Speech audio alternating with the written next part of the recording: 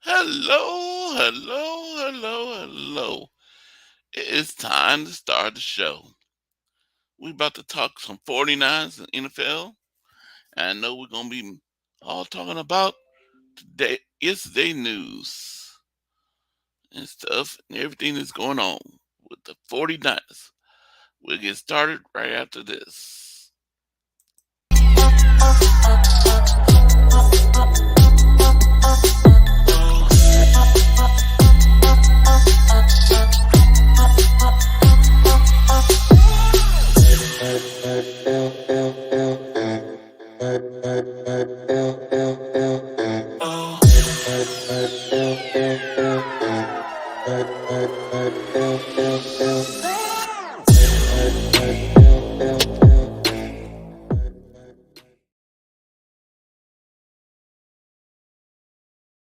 We ain't done yet. So y'all better get ready.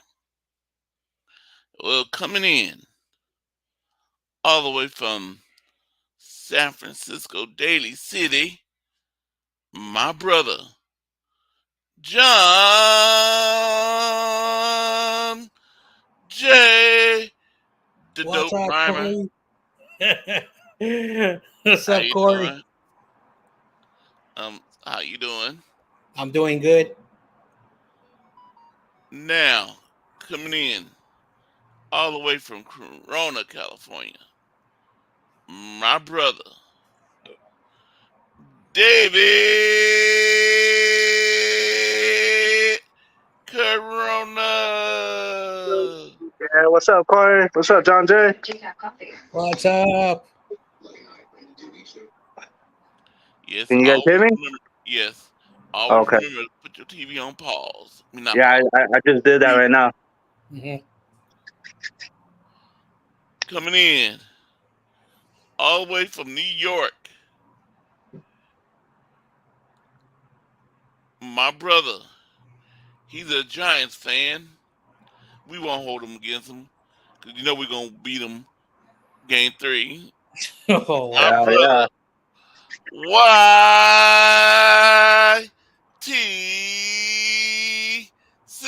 YTC.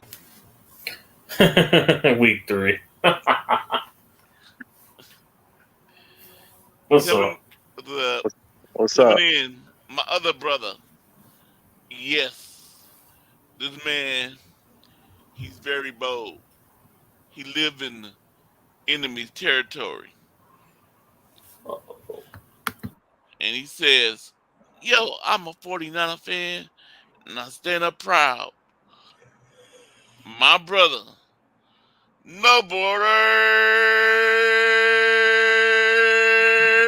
sports. Hey, Corey, first and foremost, if I was related to David Corona, I don't know if I'd going around telling everybody. Boy. Oh, he said he was your brother. I don't know if I'd be telling people I was related to you. I'm joking. David. You know I Uh, gotta come in and give you some shit Hmm? somehow. oh, You know what I yeah. mean? Like you always do. You Yeah. know. This is payback for all the times that you randomly interrupt the show. Uh, But I love you. Okay, It wouldn't be a yeah, stream love you too, without man. you. Yeah. coming in, my brother, all the way from Richmond, Virginia. Not Ooh. Richmond, California, like where I live. Richmond, Virginia. My Ooh. brother, Hmm?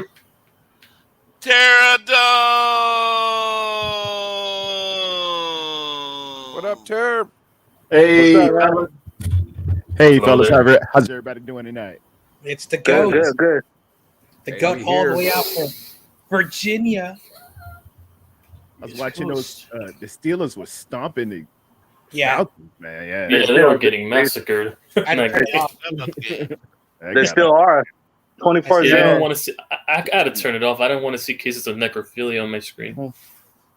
Mm, pretty bad. Hey, did you ever hear about Mosby's Raiders, Pterodome in the Civil I War? no, I don't think so. The Union at one point was taking the planks off the bridge between Virginia and Washington D.C. there because they were scared him and his boys would come over in the middle of the night and grab Lincoln.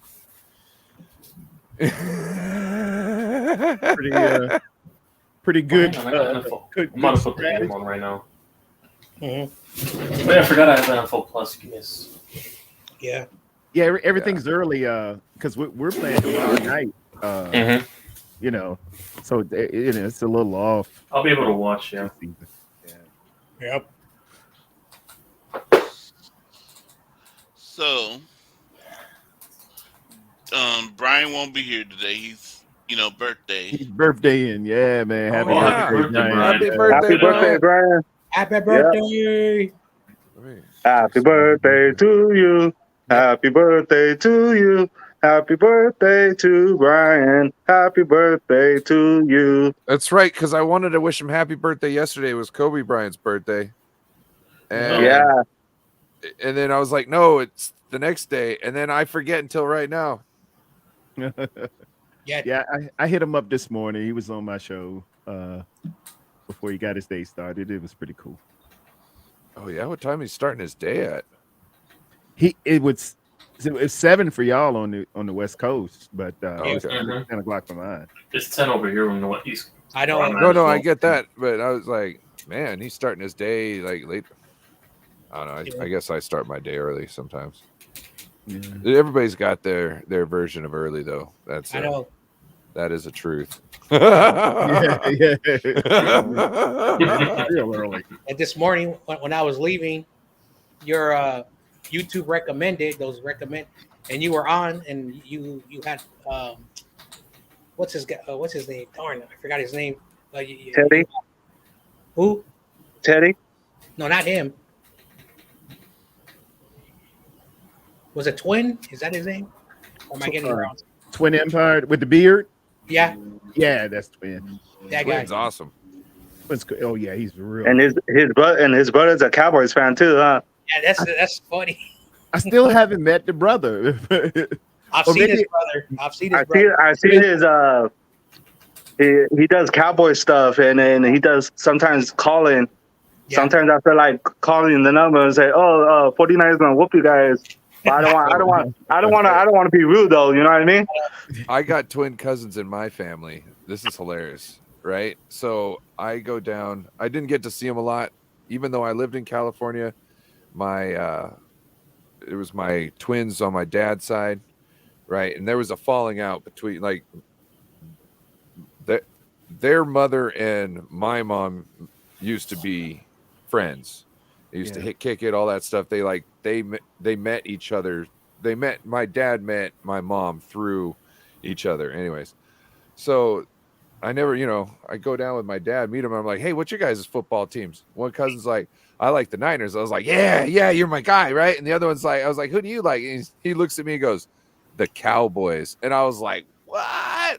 Like, how does that happen? They were in Lancaster, California, and one of them decided, and it's probably because 49ers, Cowboys, they just wanted to be the opposite of what the other one picked so they could talk shit.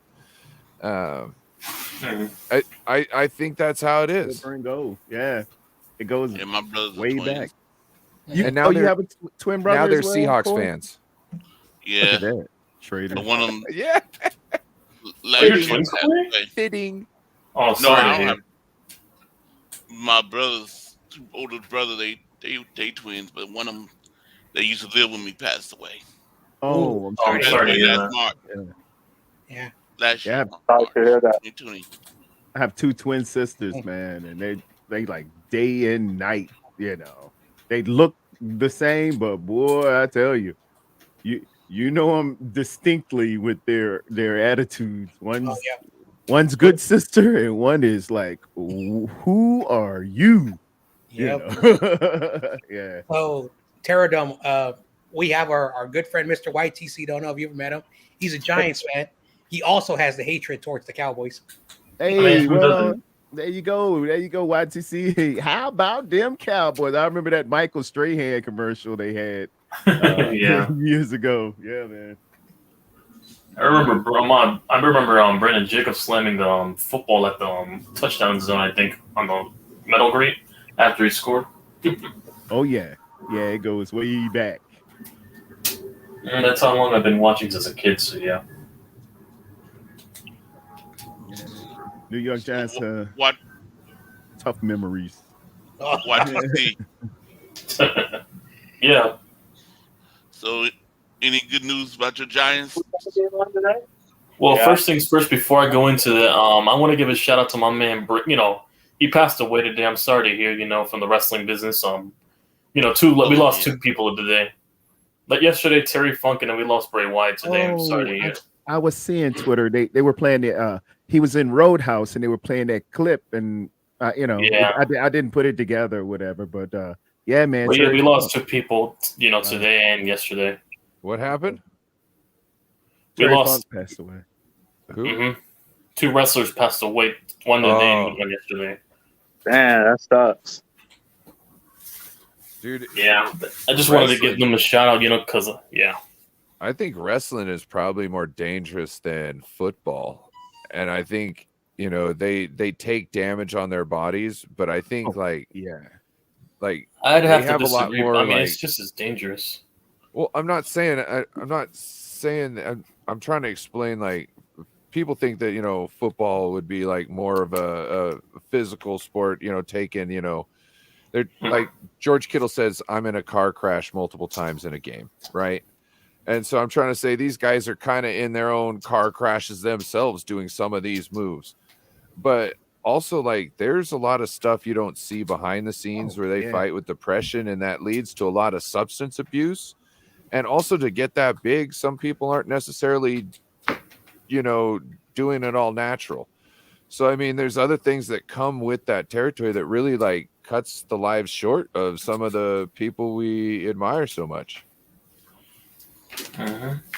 Tough business. It is, but you know, all of us grew up, man.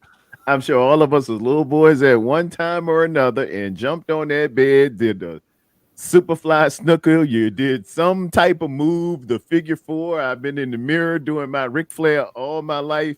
Hell yeah. Everybody came up with some type of what we call back in the day Remember wrestling. It was those wrestling. warning labels? Remember those DVD warning labels? They used to say, "Do not try this film," yet we still disregarded it. Oh yeah, throw that out. You know, we're doing that as soon as we get through with this tape. Hey, tear it up. Ultimate Warrior. Yeah, there you go. Everybody got a little wrestling, man. If you a guy, you know about some wrestling. Yeah. I just wish like the Stone Cold Stunner was actually like a move you could really like hurt somebody with. You know what I mean? Yeah, you like can break someone's neck. Well, yes, but you know, like I'm talking about without like trying to finish somebody, you know, like a backbreaker or something like that. Because you know, I was a wrestler, you know what I'm saying? So like I'm not looking. I was a high school wrestler as far as I'm saying, like collegiate style, you know. Oh, okay. You're Okay, Roman Greco, you're a traditional, you're a real wrestler. Not necessarily Greco, but definitely trained in some of that because I was in the heavier weight class. I wrestled 215 weighing 179 pounds. That's so I could cut a pound and wrestle 178 because there was no backup there. There was no backup at 190, and I had a backup at 215. So, you know, it's just how it was. You know, if you needed somebody to go, Ryan, you got to cut a pound and fill a spot. Yes, sir. You know what I mean? Because we just didn't have guys. Wrestling is not a cool sport to some people. To me, it was like one of the best things I ever did because Terry, you went through the military, so I'm sure boot camp was one of those experiences, and you know, all your training was experiences to let you know what your body could actually get through. You know what I mean? And wrestling was that to me because they just run you and run you and run. I never knew I could run so much without legs falling off or just stopping and falling to the ground. It's amazing. Test the limits of your body. You really do. Yes. Yeah, wrestling is real. Yep. So now again. Anyways, back on topic, but yeah, what Cardcast said earlier. Yeah. Yeah, you guys got Simmons today, huh? Yeah, that's what Cardcast basically said. Yeah, that's the only news I really got so far. Oh, I see Isaiah Simmons. Oh, that's a big pickup, and y'all got him for a now later and a pack of gum too. Yeah, I know you. 7th round, man. A 7th round pick. Like, yep, for a former first rounder. That And he's pretty good. He's an athlete, dude. What kind of dirt does your I just felt GM have I just on felt the other guy? Oh, we man. don't get, my we don't get my those GM was deals. out here fleecing. I got pictures of you and your mistress. I want Isaiah Simmons, and I don't really want to pay too much for him. In fact, I don't want to pay nothing for him, but I know we got to somehow make it legit, so I'm offering a 7th. Man. Kidding me? Either way, we got him. Yeah, man. He's wearing blue. YGC's like, I don't care as long as it's Yeah. the contract is signed and everything's Don't good. tell me I what mean- happened. I I don't mean, want to the know. contract- Just get him We'll in. deal I with just that don't in wanna a know. couple Keep it moving, years yeah. when we get fined for it. And they got a right tackle too. Did you guys pick up a right tackle? No, that was the Texans that they traded away. Josh Jones. Oh, That's why. oh! I thought you guys Where, picked him where up. did he? Who Okay. got a? Who? As bad as we need a right tackle, who got a right tackle? Oh, Houston. the Texans. The Texans. The Cardinals traded their offensive tackle to Houston, and then they got Joshua Dobbs, I think, Yeah. from the Browns. Come on. The Cardinals must be cleaning house because Yeah, they are. This is what new regimes do. This is what they Yeah. always do when the new regime comes in. I think they're going to Ryan, keep you Kyler, thinking though. you thinking just like me? Maybe the Cardinals said, "No way, San Francisco, are you getting any of this?" And they went other places because as bad as we need a right tackle, and it has not been a stellar day for the organization of the San Francisco 49ers the last 48 hours. And I'm hearing bargain basement sales going on, and everybody signing with everybody with positions and players we need, and y'all can't get the press conference right. You roll out Warner like Oh my goodness. a press secretary on his first day at the White House. Like, You- did you yeah. ever look at him and go, look, I know you pay me a lot, but you don't pay me this much. Yeah, man. I know. Hey, I was Take your spot on this press conference on this day? Bro, Warner Hey, hold looked on, let he me said- bring in. he said, yeah, let me y'all want bring to in talk this about the guy. game? Oh, go ahead, bro. Oh, Corey has to bring in something now. Okay, coming in, my brother all the way from Utah, All right. David Niner. Niners. Super Dave, What's what's good, up? fellas? What's up, man? What's up, man? What's up? What's up? I was thinking about texting you, and then I was like, he's probably on his way somehow. You know what I mean? Like, I know he wouldn't miss this.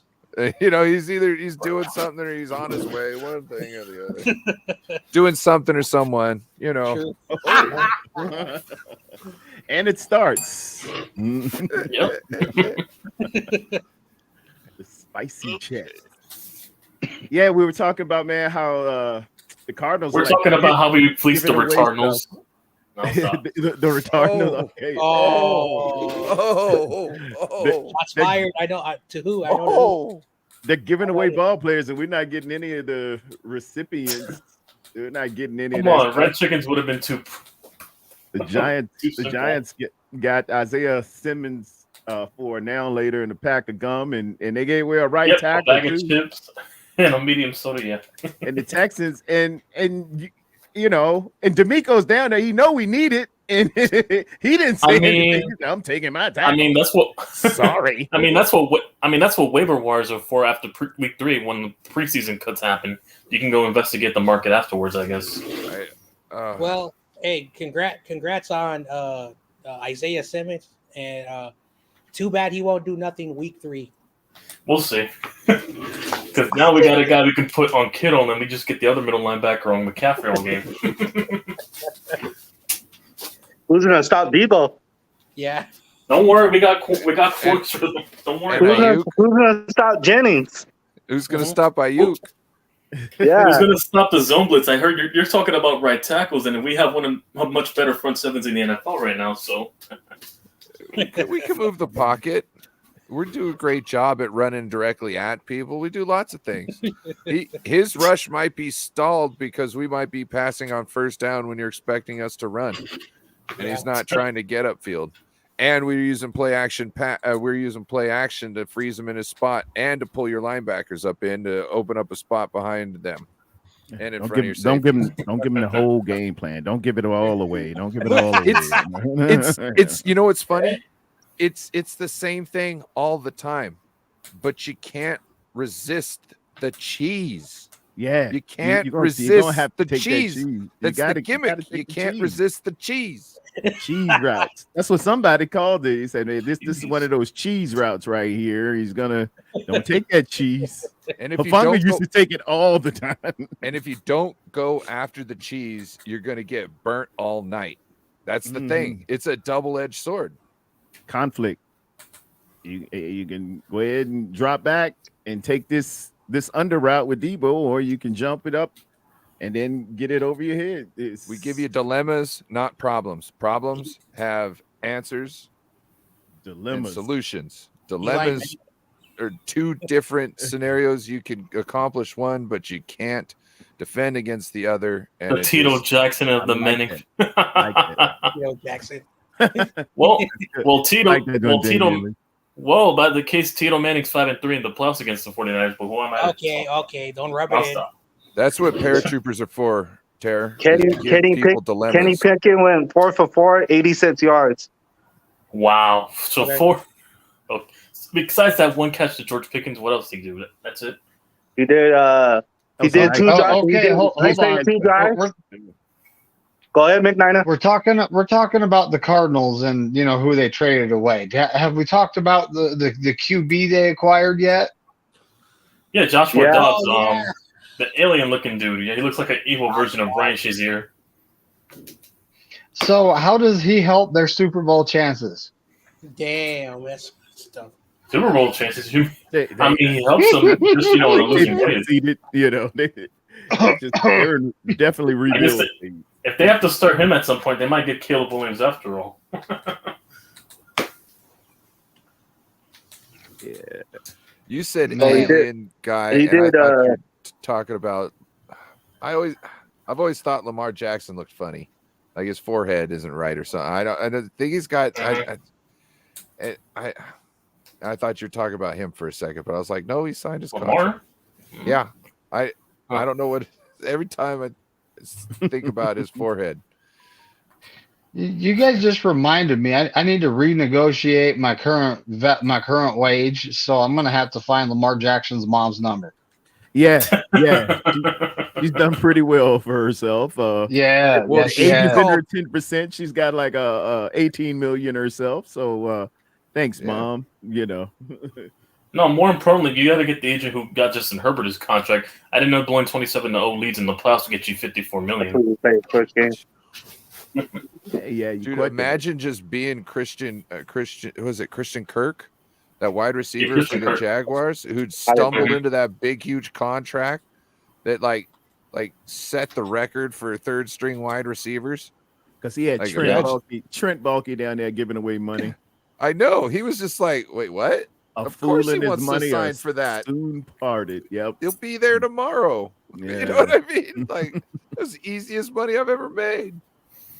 And he was a Cardinal too, right? Christian Kirk was. Yes. I remember. Yeah. And they traded him away to get Hollywood Jones or Hollywood Brown, if I remember correctly. Mm. Or Hollywood Aguilar. Makes no difference. And they had D-Hop. They gave D-Hop to the retirement home for wide receivers in Tennessee. Arizona is cleaning house. I don't know what they're going to do with Kyler. I have a feeling they're going to try and do the rebuild around Kyler, and I don't. He's probably on the move too. They're gonna do it. His contract's too no one's expensive. Gonna take his contract. That's what I'm saying. His contract's too expensive. What's his contract? $48 million. Near around $48 million. No, he's staying there. Yes. He's stuck there. David's like, nah, I don't want any part of that talk. That's stupid talk. That money's like a big old anchor. Yes. Oh, they're gonna have to build around Kyler, so they're stuck with him. I think they're just gonna they're gonna let him suck for a little bit, and then they're going to find somebody, and they're just going to sit him on the bench for the last couple years while somebody else takes the reins, and he just acts like a frumpy Smurf on the sidelines. You know what I I'm mean? sure he can play Call of Duty on his phone. Yeah. Yes, I'm pretty he'd be sure- on I'm pretty PUBG. It'd be Listen, I'm PUBG. pretty sure they have Call of Duty for iPads. Since most of the NFL players on the sideline use tablets. You Yeah, probably that's put Call of Duty on there. that's what his is probably. It's Call of Duty. He's supposed to be looking at formations. He's got Call He's of about to be Duty. playing Call of Duty on the I tablet. knew they needed to put the homework in the contract when they found he jailbroke his Microsoft Space tablet or whatever, his Microsoft Edge or whatever. And also He when he jailbroke it installed so he like could 4 or put 5 game different emulators on VPNs. Also when he installed Wow. like 4 or 5 VPNs and from different countries. So he Kyler wouldn't Murray find out. has his contract extension was 5 years, 230.5 million, 160 million guaranteed. Ooh, yeah, Yeah, nobody's gonna get his contract. Hell no. No, Big old no one's anchor. taking He that. ain't going nowhere, buddy. The Colts beat the Eagles 24-13. Okay. How did they look? I mean, was The quarterback Richardson, he did 6 for 17, 78 yards, 38 rushing, and with a TD. Did you say 6 for 17? Yeah, Hang on, let me check. Hang on, let me check. Wait, 6 for 7. 6 for 17. Ain't no way. Let me check. Hang on. Horrible. 78 yards, 38 rushing. So Richardson, right here. Look, here are Yeah. the numbers. Hang on, full box score. I'm looking on ESPN right now. I'm looking So at it right Richardson. now. Oh, he's right. 6 for 17, 78 yards, and for rushing, he only had 38 yards. Yeah, That's it. Who knows? No touchdowns. Who no knows? touchdown. he had a big one in there somewhere, or 40. Probably So about he 40, must have 50 bombed it yards. somehow because there's no way you get past that. I'm watching the highlights right now. He's But come on, 17 attempts and you can only muster up 78 yards. Hey, Come on. he is a rookie. Yeah. Oh yeah. Yeah. He's a rookie, man. That's what rookies do. As long know, as I know, they but- six. I know Yeah. we expect a lot out of these people, but like, look, we've just seen we see what's going on with Trey. You know what I mean? Like, Yeah, man. this I know, is but somebody they're making- who's Trey's age, who's coming out and into the pros, and he's having issues. Look, You got they're talking about him But right here's now. But Ryan, here's the thing. They named him the clear-cut starter for week 1, not Gardner Minshew. They threw him Okay. into the Wolves for week 1, so yeah. okay, He's going to struggle early on. yeah. And he's So doing this this is already. so right now this is what I see. So if you don't have like an established vet, right, that he could sit behind, it's probably the best thing for him to do is play out the gate because it gets all the growing pains out of the way. You know what I mean? If he gets hurt, you got a guy like Minshew to step in and handle things, who could probably play more consistent, I think, at this point in time. Oh But yeah. what you're trying to do is you're leveling up your quarterback.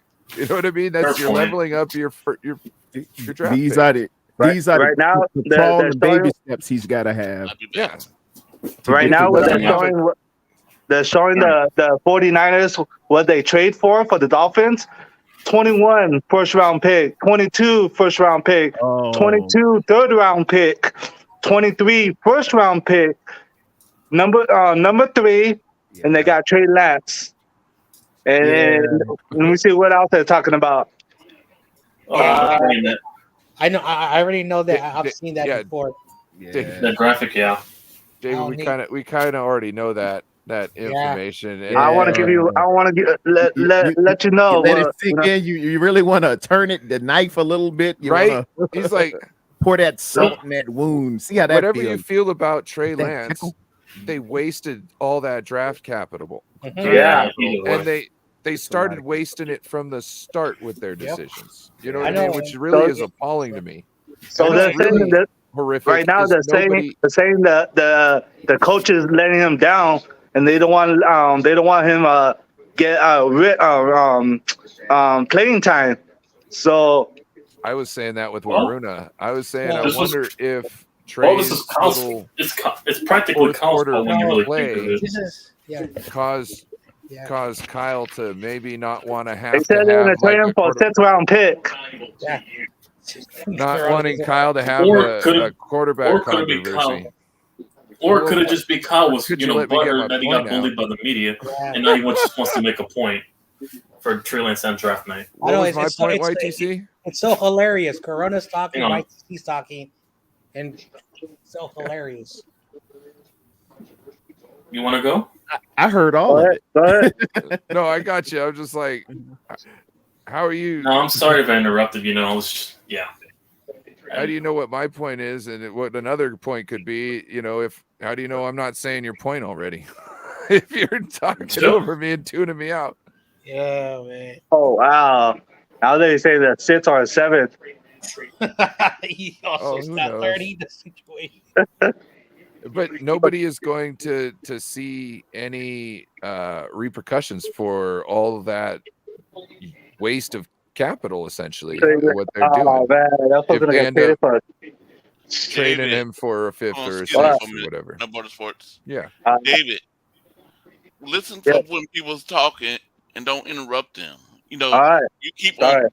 over talking. I will say, "I'm sorry." Oops. Listen when somebody's talking. Wait for the break. Mhm. But yeah, I'm done. I just think it's bad that nobody's going to get in trouble for this. Yep. It's like it's Kyle not- just wrapped the Mhm. Ferrari around the tree and says, "Dad, I need a new Ferrari." It's nothing really you can do. You can't go back and get the picks.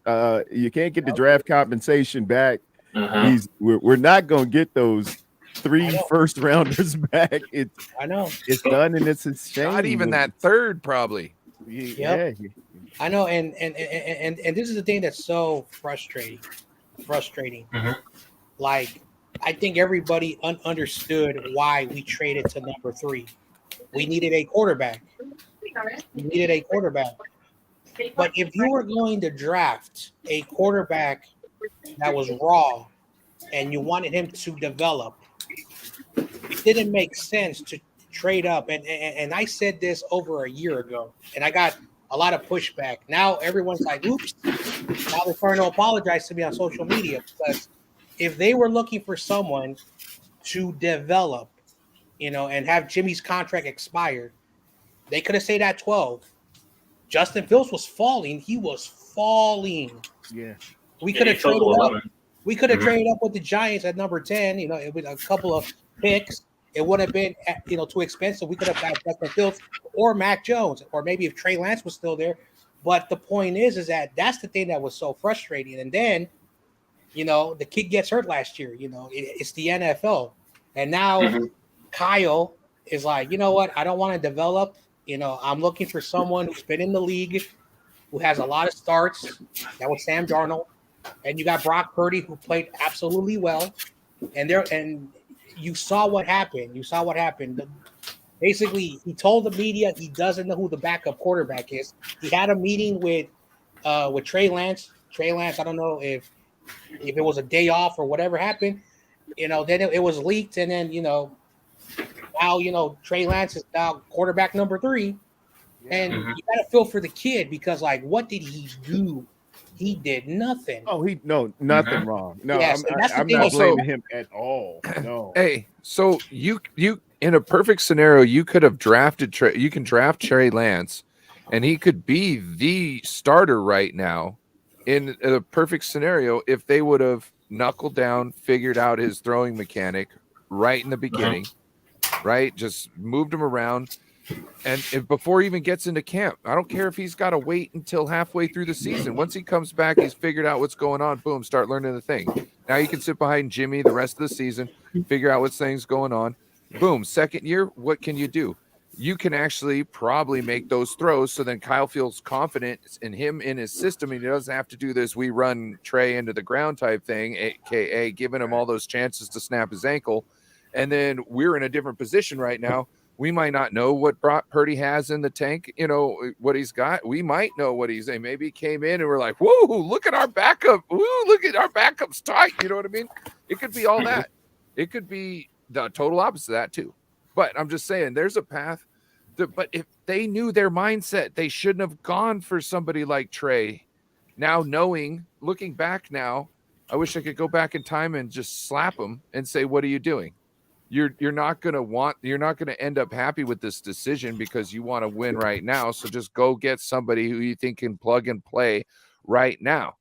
It makes no sense. Only if you're going to take those extra steps that I was kind of talking about, is like worrying about his throwing motion and doing everything you can instead of going, "Oh, he went away and came back and we didn't see much change in the throwing motion. Oh, well, we'll just sit on our hands and hope something just changes out of the blue."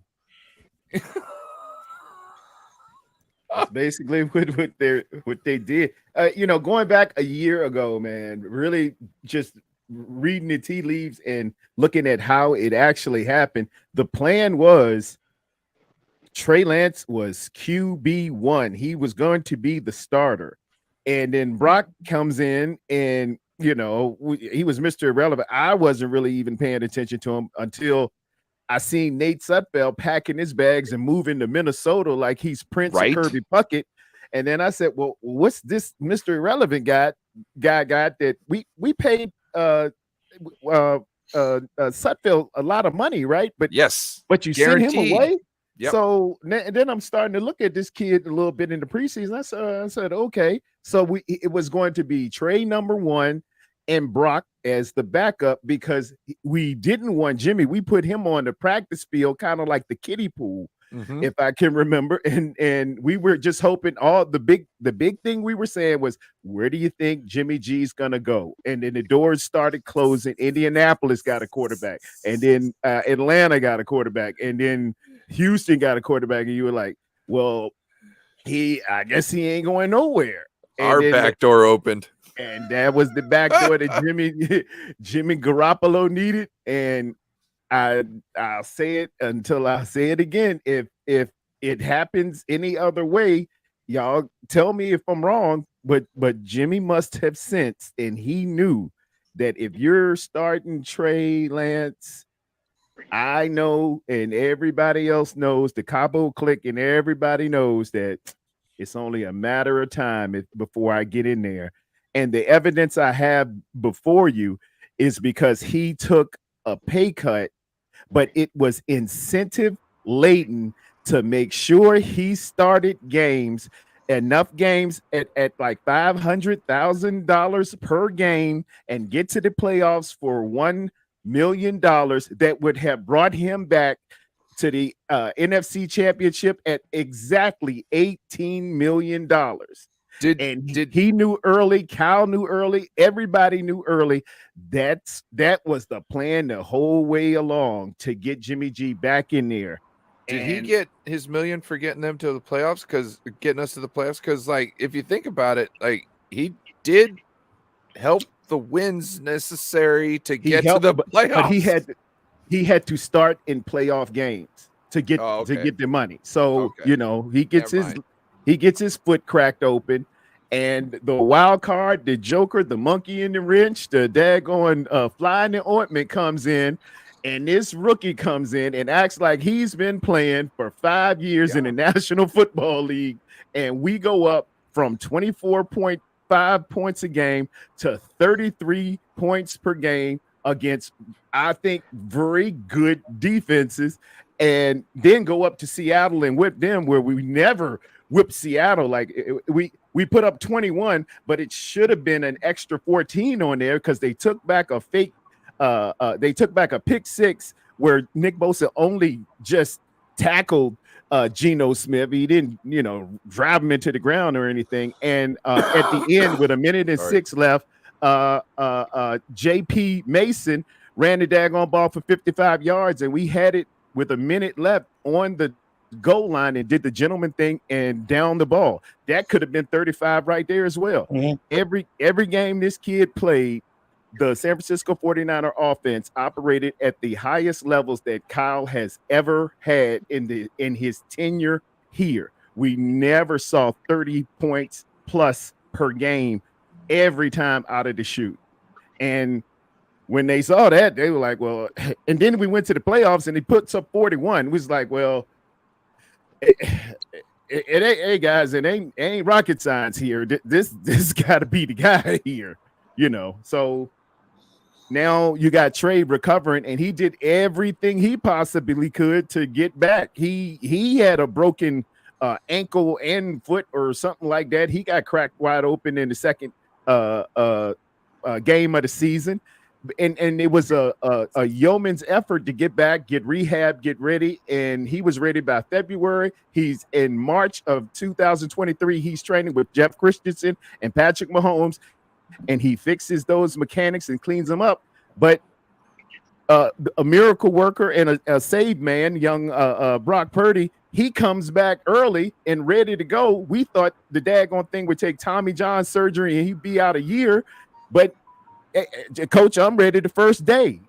June, we were thinking he wouldn't be ready until October, but he's here June 26th, signing in and ready for camp. I just got to get on a pitch camp, but I'm healed up. I can go. It's just an unfortunate set of circumstances to develop a young man like that, but it again, it isn't his fault, but some stuff just happened that normally just doesn't happen. The plan was one way. It just don't fall like this. Yeah. And if you remember Trey Lance, he had a D1 scholarship with Minnesota, because that's where he wanted to go really, really badly. But they didn't want to play him at quarterback. So he decided to do something unconventional and went to North Dakota State. And, he decided, I'm not going to play my freshman year because, college players got that red shirt, where you can play that, you red shirt your first year, don't play, then you play 4 years. Yeah. So then he had a good 2019 season. Excellent. And then 2020 happened. It is what it is. We don't have to talk about it, but it happened. But North Dakota decided to move their season to February. And I'm like, hey, that's what Trey Lance should do. He should play that 2021 season.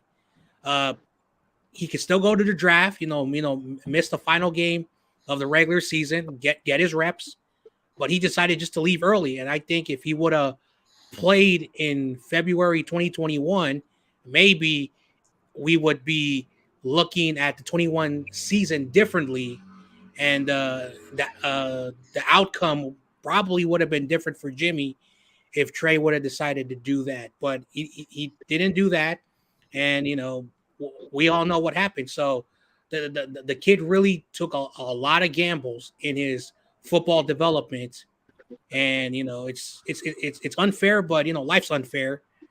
But he's taken this in stride. He hasn't got hasn't badmouthed the team. He's been very quiet, relaxed. Yep. Yeah, he's a good dude. It is. It's unfortunate. So John Jay. Yep. I asked everybody to come up with a question that they would like to ask the panel in the discussion. Yep. So did you come up with something? Yeah. So I Corey asked us to have a question ready, and I got a question. It has nothing to do with what's happened this week, but as tomorrow, the third preseason game, we're around the corner. The Steelers are our first opponent. I wanted to look at that game because that's something that every 49er fan wants to see. Like, my question that I have is, what do the Niners have to do week one going on the road? Because last year we played the Bears, we lost, it happened. But what do the Niners have to do to get the win and we don't get that loss like last year against the Bears? David Corona. We just have to play good, score points. Our defense needs to show up, shut them down, and just take one game at a time. I know we could win that game. Tear down. We have some questionable weaknesses where the Pittsburgh Steelers are strong. If I am correct, they have is it Najee Harris or? Yep. Yeah, he's a pretty physical runner, and I did not like what I saw against P. Ryan and the Denver Broncos. We've got to shore up this run defense.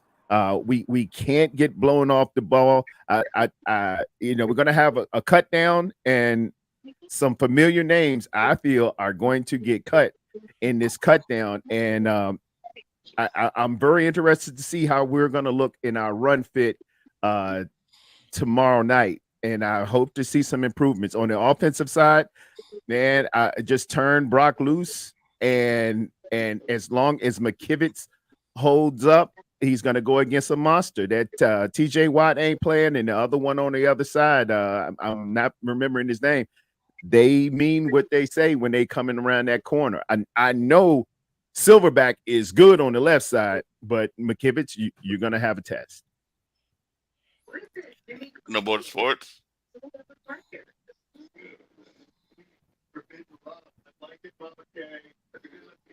Can't hear you. Sorry, what was the question? John Jake, say it again. Yeah. So the question that everyone's answering is as we get closer to week one, our first opponent is the Steelers. Last year, the 49ers lost to the Bears. So what do we need to do so we don't lose week one against the Steelers? It's all in the trenches. It's all in the trenches, baby. It's defensive line and it's offensive line. And our offensive line is probably going to fail us. Our defensive line might show up, but if they got to stay out there all game, it might be a bad one for them in the end. And sign Nick Bosa. That's the glaring thing. Yeah, we got to do that too. Yeah. Sorry. Yeah, that's Yeah. my alibi. Sorry, I forgot. Yeah, good call. Good call. I'm good with that. I'll end on that. Sign Nick Bosa. Let's get that shit done. Gee, Christmas. Yeah, I forgot that. Cheese and rice, people. Cheese and rice. YTC, I know you're a Giants fan, but Don't worry, Don't worry, I'll still answer this. Well, basically, how I look at this game is two elite front sevens going at it. It's going to be low scoring. I already know this. If you're a betting, odd maker, just go low. Take the under. That's how low I think this game's going to be. Because here's the thing: we don't know who the know who the quarterback. Never mind. It's Brock Purdy, right? Oh yeah. So yeah, you don't know how he's going to go into the game. Coming off an injury, playing a full regular season against a front seven like the Steelers. So you're going to have to run the ball a lot. Both sides are going to have to run the ball to win the game. Whoever can control the time of possession and, get the ball last with the lead, I think will be the team that wins the game. Usually it's those types of teams that win in these close trench wars matches. Whoever has the ball last and who can control the clock and have the lead. That's how I look how this game's going to go down. David McNiner? Well, step one, run the damn ball. And I honestly don't think our starting offensive line is going to be as much of a problem as if a backup has to come in. So I got my fingers crossed that them guys stay healthy all year. Better cross them toes too. Yeah, I better cross everything. But at this point, a game is won in the trenches. Ryan's right. And as long as we do sign Nick Bosa, and I don't know what the rules say about when you sign a player. I think they have to have a full week of practice before they'll actually allowed to start a game. So. Well, I think you have to have 2 or 3 days without pads before you can even get pads on. Then you have to have, I think, a certain amount of days. It's probably like 7 in pads or 7 or 5 in pads before you can actually play a game. I have a feeling that's the. But yeah, either way, we've got to get Nick Bosa in the building. That's going to be key right there. And the Steelers in there, we have a young QB. He's going into his second year. They have a young QB going into his second year. We got good front sevens on defense. Huh. Yeah. Kind of, if you think about it, I mean, they're not, we're not mirror images of each other, but it's kind of a similar thing going on here, you know. Yeah. Is Banks But going to we're be going okay? to Pittsburgh. The biggest concerning part of me is I think Mike Tomlin has lost one season opener at home. Really? He's always bringing his team to compete, no matter what, no matter Oh who yeah, he's got on his crew. Uh-huh. He is one of the best coaches in the league. I'm surprised he doesn't have more Super Bowl wins. definitely. Yeah, Tomlin is a leader of men, and he's going to have them ready. Except the playoffs. Yeah, I agree with Playoff. everybody. Be I Bob. agree. I agree with everybody said because we do need to get Nick Post signed so we can put a lot of pressure on Pickett. Pickett, yeah. Mhm. So I agree with that. We need to put pressure on him. This is like Brock Purdy. This is his second season. This team, so it's gonna be two quarterbacks have not a lot of experience going against each other. So we need to put pressure and see what kind of can pick a handle the pressure. Mm-hmm. What's Pickett's mobility like? Pickett? Is he No, I haven't seen. He's more of a scrambler from what I've seen. So I don't see anything big rushing.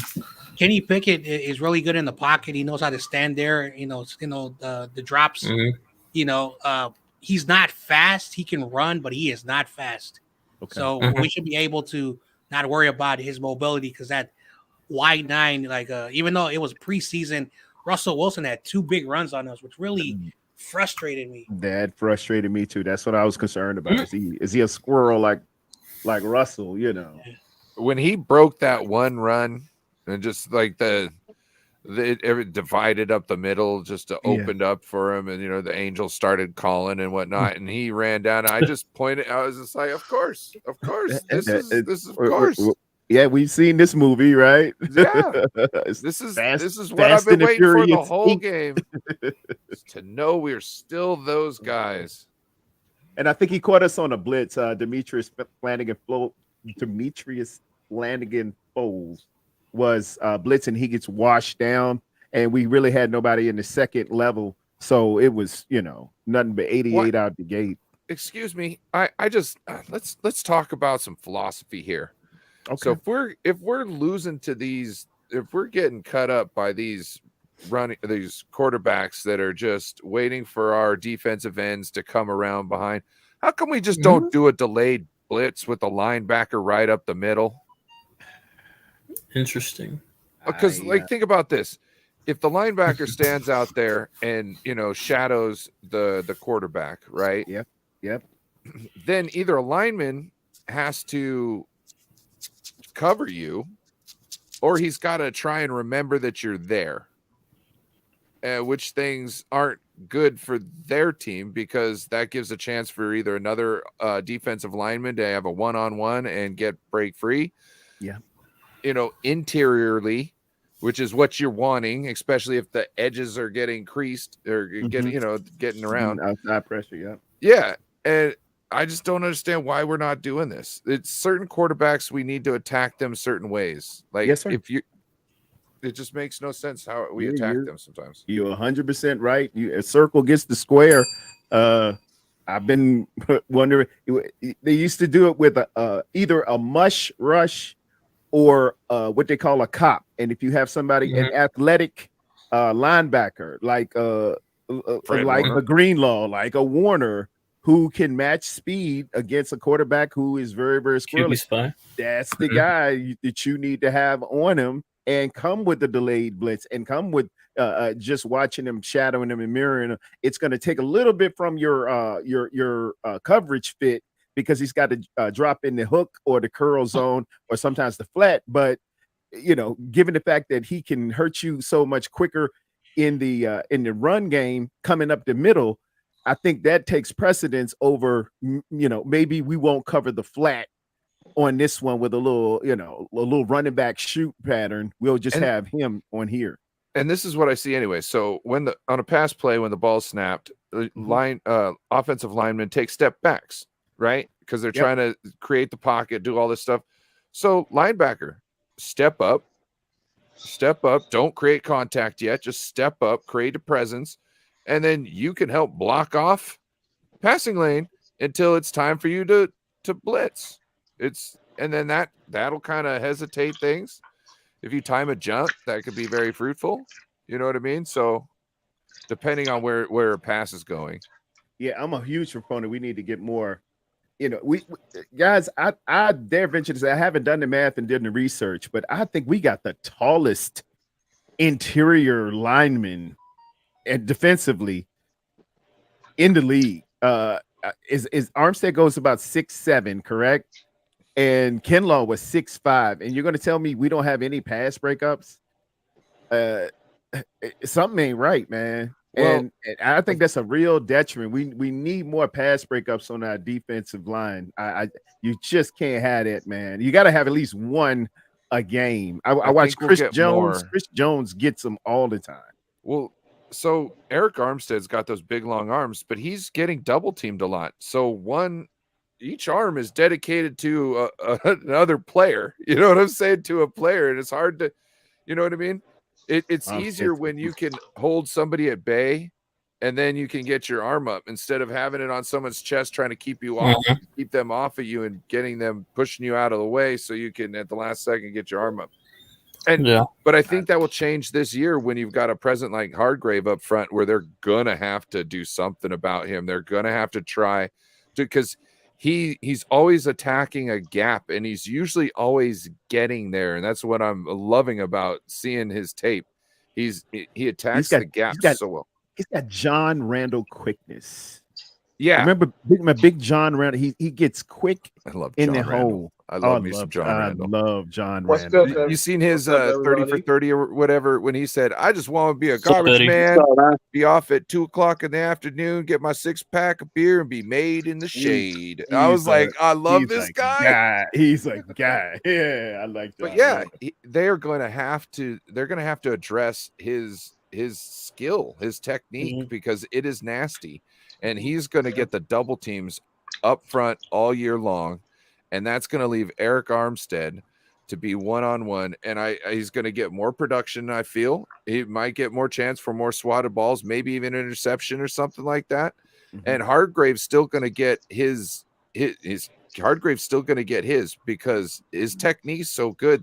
They're not always going to be able to stop him, and he's coming from the interior, which is deadly when it comes to getting sacks because you're there so quick.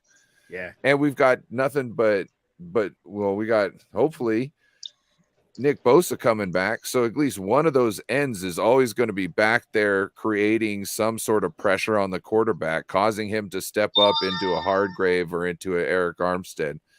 And I think Farrell is going to be good on the other side, just because he's got enough speed, I think, to be dangerous, not necessarily effective but to be dangerous. And it's going to be a good rotational piece. Yeah.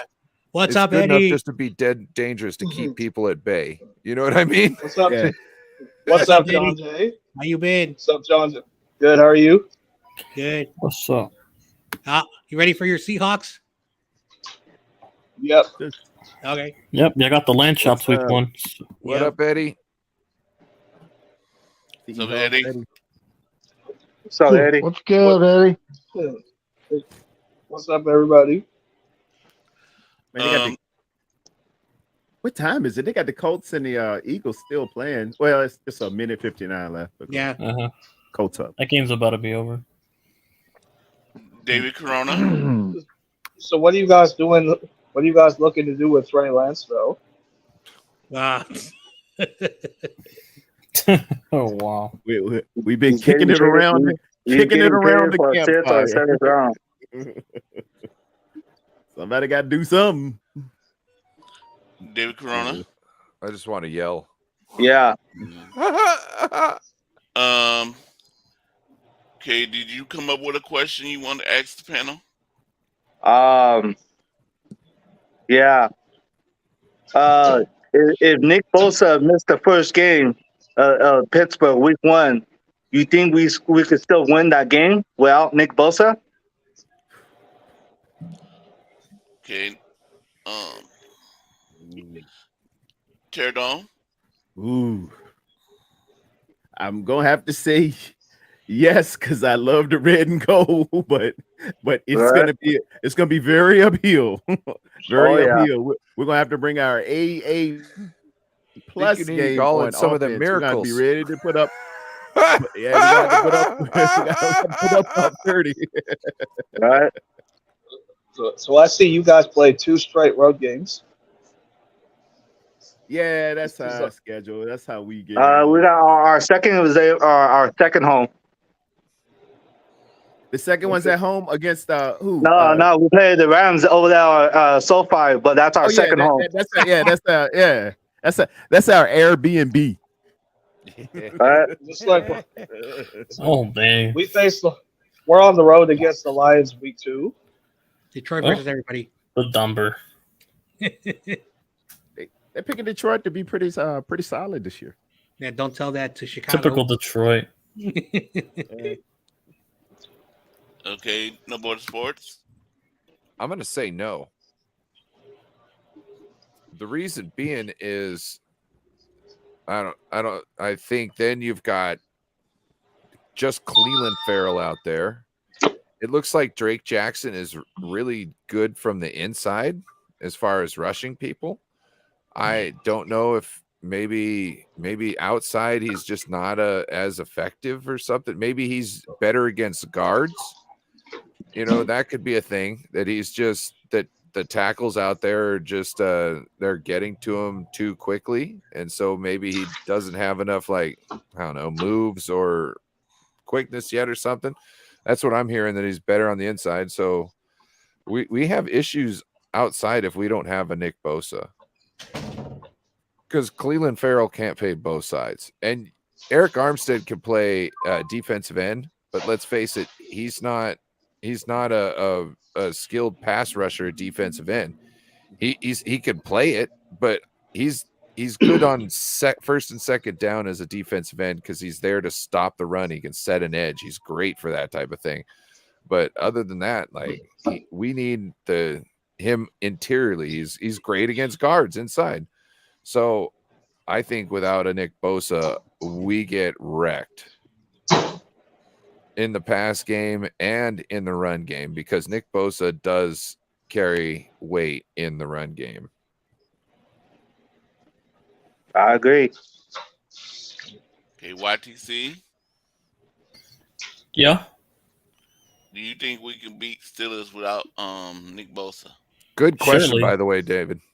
Good question, Corona. But yeah, surely you could still win without him, because it's not a one-man wrecking army. I mean, it's nice to have Bosa on the field because, you know, he creates a lot of mismatches on the offensive line for other guys to eat. But still, you have a bunch of capable guys like Drake Jackson that can step up and fill in the role for one game at least, and, you know, come in and still generate as much pressure, you know, as Bosa would, you know, depending on a certain matchup. So, and you already have a really good linebacking core and secondary around, you know, heading into this year. You have multiple pieces around the 3 parts of the defense, you know, you can rely on. So there's plenty of ways you'll be able to scheme without him. But yeah, at the same time, you still want him on the field. So yeah. David McNiner. Are we talking about Nick Bosa? Yeah, Yes. if Nick Bosa doesn't play the first game, you think we win?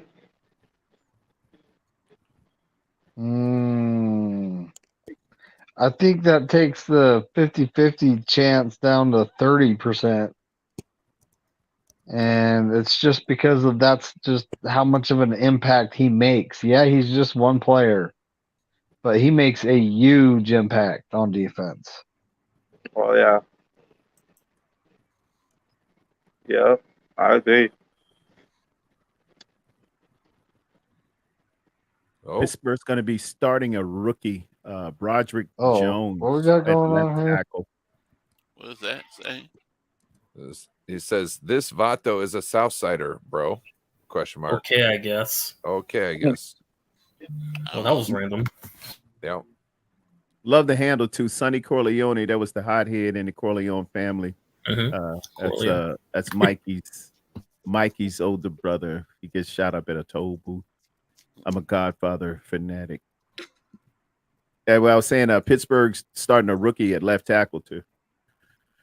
This would be a great opportunity to have him have a welcome to the NFL moment with Nick Bosa. But it would be this without Nick Bosa, this could be a Cinderella first game for him in the pros. Seahawks, Eddie, I know you. I got a real quick question. Now, hey, 49er fan. Terry, do you think Drake Greenlock could step in at defensive end? No. Yeah, me neither. No. I was thinking. No. He said linebackers earlier, and I was like, who at linebacker could step in at end? You know. Well, the tweener we have is the Beal kid we got from Georgia. So I really haven't seen much on him this preseason. I think he's been hurt. Yeah. Okay. Okay, they're in last. And this guy Broderick Jones, he's a first round guy from University of Georgia. He's off that national championship team, 6'5", 311. So they're ranking him at a 78 on PFF. So it ain't your ordinary rookie. Seahawks, Eddie, I know you're not a 49er fan, but do you think we can win the game, beat Pittsburgh our first game without Nick Bosa? Well, right now, the way I'm looking, that's a 50-50, but because I know when it comes to, I'm most likely gonna pick you guys when it comes to be doing my pick'ems, but I think you guys have a shot to win it.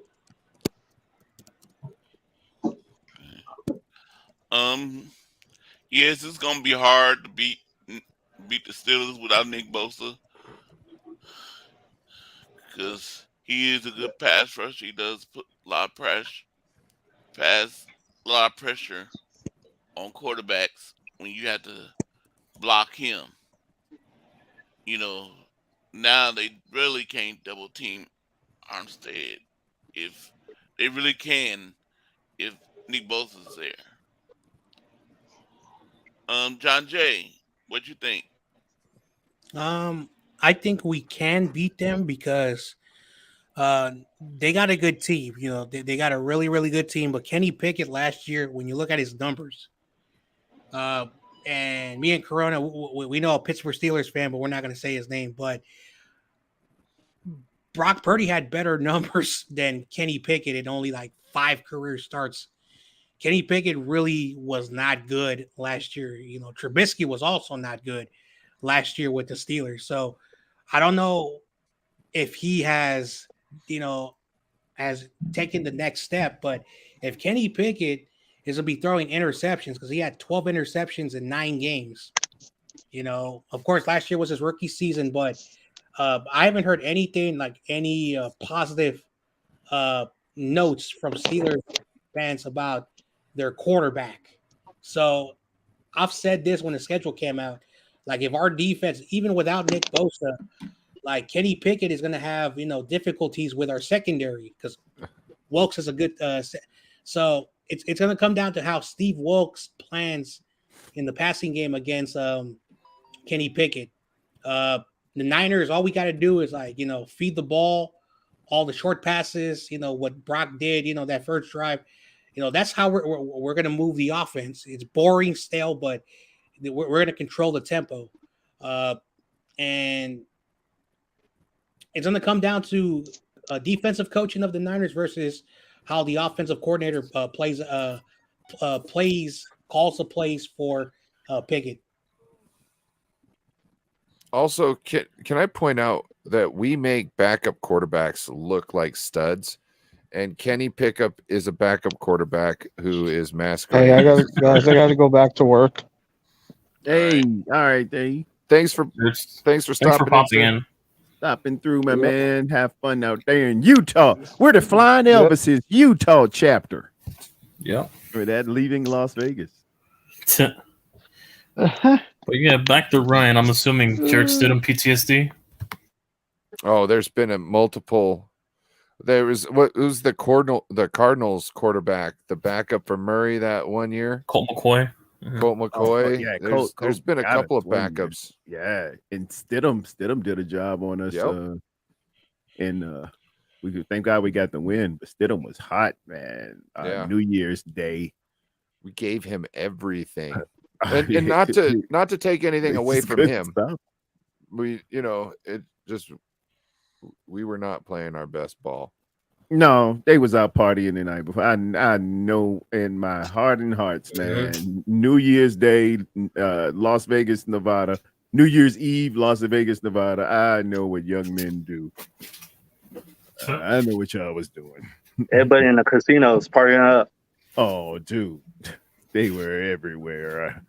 I know I was acting a fool and I was broke at 24 years old. If I looked in that account and had 5 million, I was like, it won't be a big check tonight. No. So, Terry Dome, I know I forgot to send you the message. I can come up with one real quick. Okay. All right. I was on with East Coast Red and Gold, man. We were looking at dwindling the 53-man roster down. I want from everybody who is somebody who is a surprise make, and who do you think will be a surprise cut at the end of this? No A surprise, a rookie makes and a veteran surprise cut. A rookie makes. Yeah, a rookie or it has to be a rookie. Somebody who you know is going to make the team, and give me somebody who you wouldn't think was but's gonna get cut. No border sports.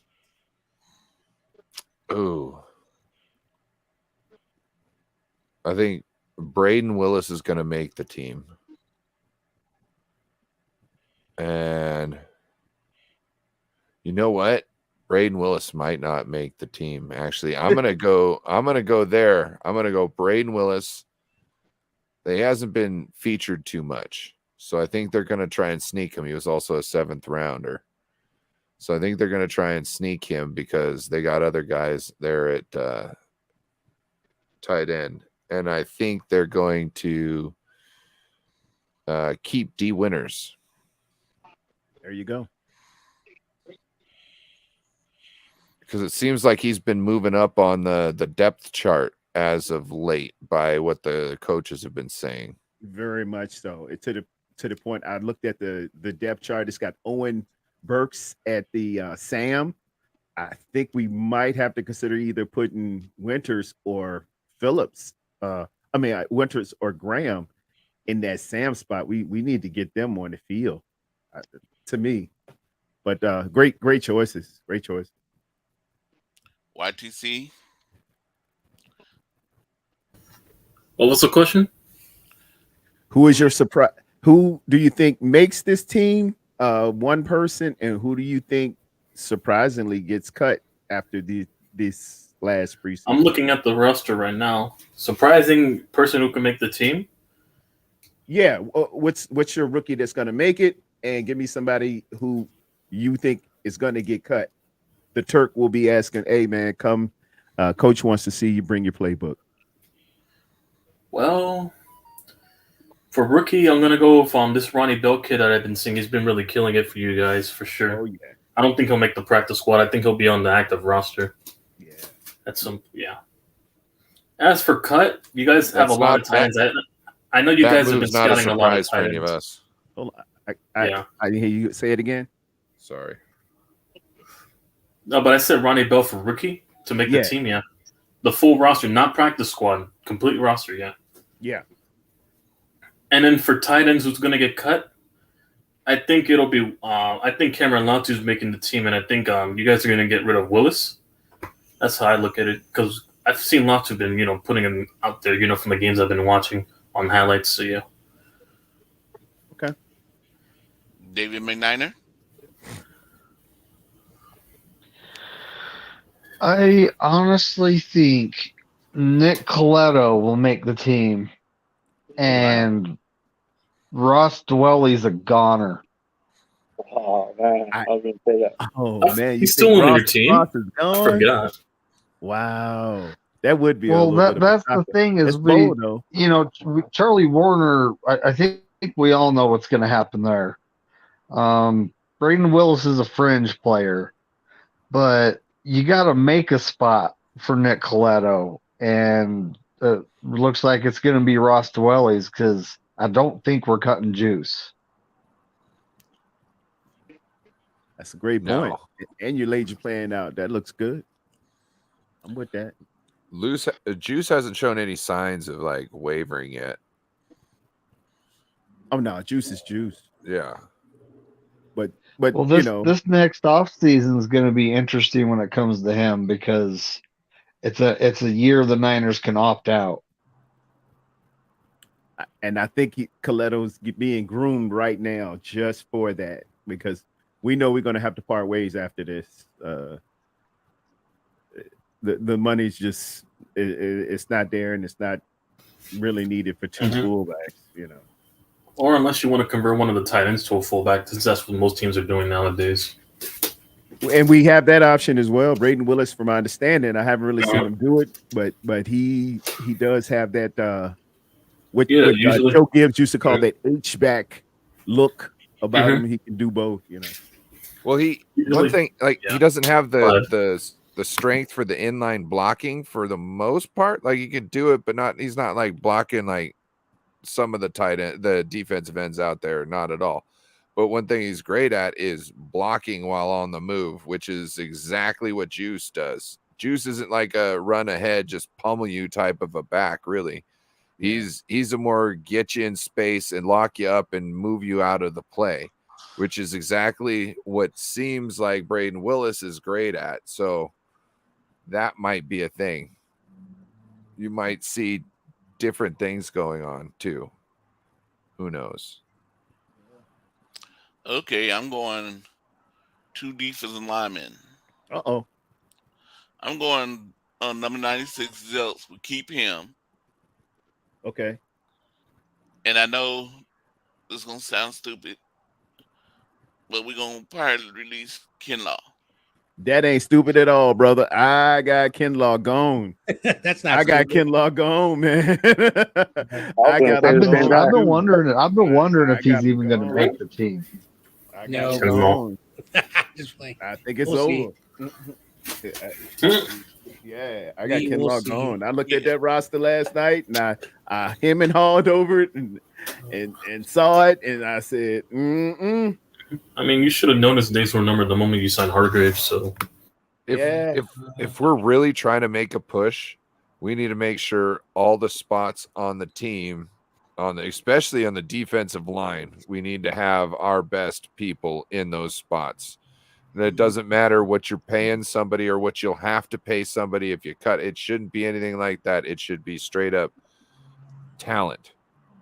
Yeah, meritocracy, Spartan way. No, we taking out all the money and all the ancillaries and all the cars and how long you been here, man of the year, and Walter we Payton usually and all have that. to go bring on people later. On the best. Yeah, we got to bring people on later in the season anyway, so might as well keep the best guys that we have now before we have to start drawing from the pool. If we got a stinking paperweight, you know what I mean? That's holding a spot for a talented guy who could actually go in there and get reps during he could be a part of the rotation without going, do I think I can use him now? You know what I mean? Is this a good time to throw him in? Instead of like, yeah, let's go get that guy out. He needs a break. Let's go. You know what I mean? It's way better when you don't have to think about stuff like that because you're paying somebody a shit ton of money. It just cut bait. Just cut bait. Money does not concern, when you're trying to get cream of the crop at every position in preseason. Doesn't matter. Exactly. Preseason. Okay, John Jay. All right, so I got three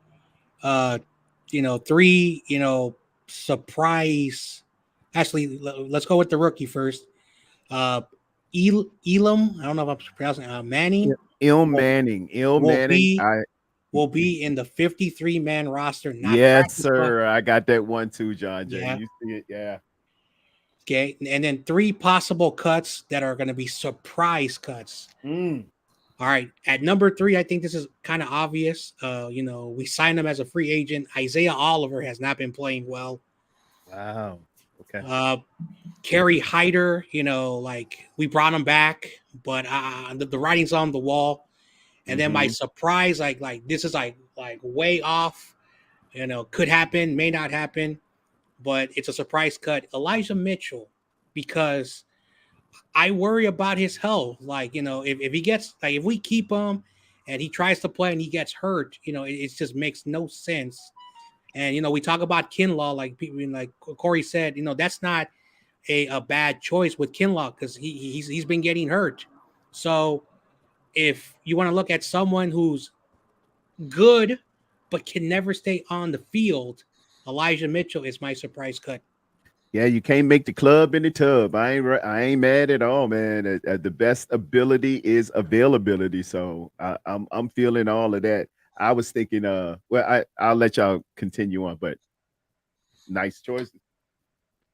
David Corona. I say for our rookie, I say cornerback Brown. Is that his name? Brown? The safety, Jair Brown. Yeah, him. He would make the team. And I had the tight end when McNinus said Strauss Brawley. I don't think he would make it. And my second was what Corey said, Kinlaw, and Mitchell. I think he might be getting cut too because he doesn't stay healthy. So Yeah, that's what I think. Make the club in the tub. Yep. Okay. Feeling all of that. We got. Go ahead. We got everybody. Yep. Yeah, man. Mine was to make the team. I know definitely, and I think I got him projected at being a starter somehow, some way. Mr. Jalen Graham has been getting down. He's been playing at the Mike linebacker behind Warner with the he's got the sticker on his head for the microphone.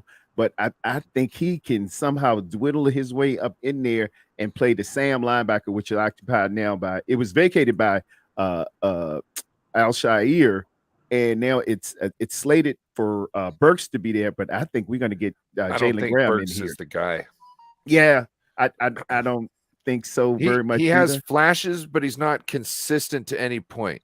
And you have to be consistent to be out there. I don't care if you flash at all if you're consistent. You know what I mean? Like if you're consistently shutting stuff down and getting to your assignment, whether it's the gap or covering somebody, that's what I want. I don't care if you flash. Like Kwaski and Ward, I didn't mind them being back there not getting turnovers. They were headhunting, they were putting people on notice, and they were covering people. You know what I mean? They were handling business. I don't see Burks around enough. We used to have him last year as a special teamer, and he did pretty decent there. I would see him here and there, but I think, man, this kid, you got to get this kid on the field. And my surprise cut, Mr. TDP can go home. Oh wow! I keep seeing him miss blocks, and it's nothing wrong with his running, but his pass pro and his blocks. This guy whiffs more than a perfume tester at Macy's.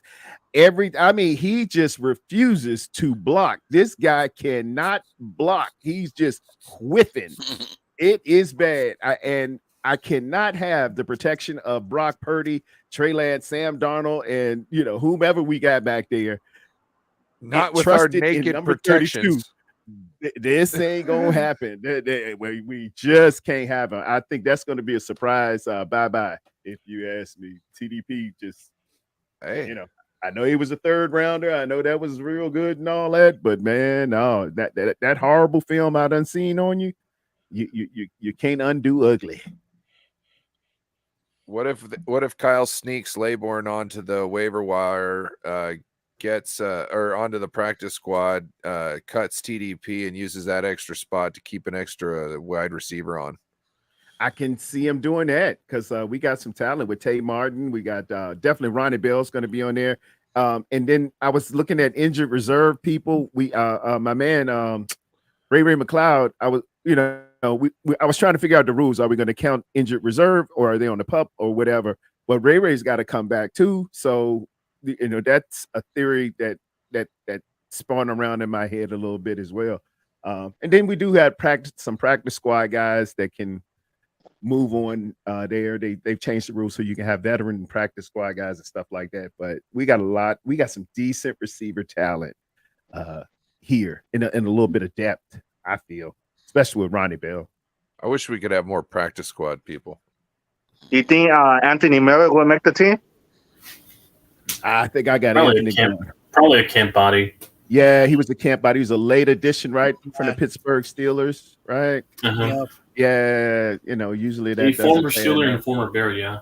Yeah. But he does do special teams, and we saw something happen. Who muffed the punt last week? Was it Jameson? Yeah. He muffed that punt, and when you see that, man, when you put it on the ground, bro, I'm telling you, coaches just can't stand you muffing the punt, or fumbling the punt, man. That's just sending them shockwaves. That's the one thing about. That's the one thing about coaching, though. He's from Texas. Like, come on, man. It's a good school, man. They teach you how to do that, but it's what it is. Okay, no more sports. What's your question?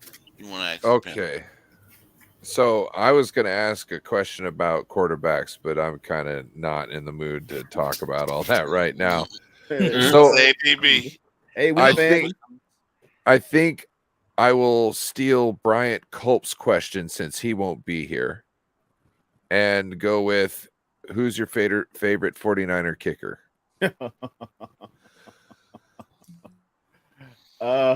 Ever all time or currently all time? Well, you only got one kicker. Well, two kickers currently, right? Yeah, but yeah, all time. 49ers kicker all time. Oh man. Okay. Is it on me? Oh. No. I'll allow punters and place kickers. You know what? I'm gonna let you. Who's your favorite field goal kicker or kickers, punters for the Giants? For me, well, Lawrence Tynes. Who else? And then as for the 49ers kicker, we both had him at this. He played for my team once, and he obviously played for your team. Obviously, yeah. Robbie Gould. Now stop. He was good for us though. Back in 2016 when we had him for like 1 year, he was good for us. He's solid. Oh, he was on the Giants too? I didn't know that. Yeah, for 1 year. Yeah, it was 2016. Oh wow, he's solid, man. And he's low key savage too. He'll make some plays in the kicking game. It's a couple times Robbie Gould done got out there and put his face in the fan, man. Made a tackle or two. I like Robbie Gould. Got that, Hey, he ain't afraid to talk shit to the other team. Yeah, Robbie Savage, man. Don't mess with Robbie Gould. I like how professional he is and like opinionated he is about the whole special teams unit. You know what I mean? Like, that guy is telling people on, punt plays, hey, you need to get down there better for him. You know what I mean? Because he's like, this is special teams. Like, we got to make sure our guys, everybody's, he's just like a consummate pro when it comes to like that. And it was like, if you're not going to come in this building and be an utmost professional, you got to be out of here. Robbie doesn't want you in here. You know what I mean? Man. Like, that's sweet. I like that. See what's the acres. David McNiner. Oh yeah. So kicker, I'm going with Joe Nedney. Oh, he was around a while. And punter, I have to say it because there was a point in time where he was our only Pro Bowler, Andy Lee. Yeah, Andy Lee. Wow. Another guy that wasn't afraid to run over and wreck someone. That's a blast from the past. He's on the Cardinals right now. I love a good kicker that's not scared to mix it up. Like Pat McAfee, his kicks, Pat McAfee. his kicks, and then his tackles. Like even the ones where he got the worst of. I mean, it was still memorable when Antonio shot out to the jailbird Antonio Bryant. Mm. When he just ran over McAfee. I haven't heard that name in a while. He said, "Shout out to the jailbird Antonio Bryant." I just haven't heard that name in a while. Antonio Bryant. Goddamn, I'm old. Speaking of which, I need to pay my child support. Hold on, excuse me. Oh wow. Don't No, want to be hold down. on. Mine, It's all good. mine's is We good, homies. We good. Trust. mine was Ray Worshing. I like the Come way on, I was going old school. You took mine. I like the way he hardly looked up at the goalpost when he kicked. Yeah, man. He That's always old. looked Yeah, down. yeah, He man. never hardly looked up at the goalpost when he kicked. Yeah, I like Ray Worshing. And punter Andy Lee, Can't go wrong with Andy Lee. John Jay. Gotta go and get enough. Like for me, Joe Nedney, during those dark years, you can always rely on him. We were winning a lot of games, but he made those field goals, keeping us in games. So Joe Nedney, and that's my kicker that I like. Punter, of course, Andy Lee. When you're making the Pro Bowl as a punter, you know, punters also need some respect. So when you're a Pro Bowler as a punter, yeah, he was Yeah, a good punter. defenses love a good punter. Oh yeah, flip the field all the time. Yeah, consistently. Yeah. David Corona. Um, I'll probably go with the lefty, David Akers, and the punter Andy Lee, like always. Mhm. But yeah, I'll probably go with David Akers, the lefty. Okay, Teardome. All right, since you took my old school kicker, man, Ray Worshing, with his baggy gold pants he used to have. I'm gonna go a little bit less old school. I'm gonna go with Mike Kofer.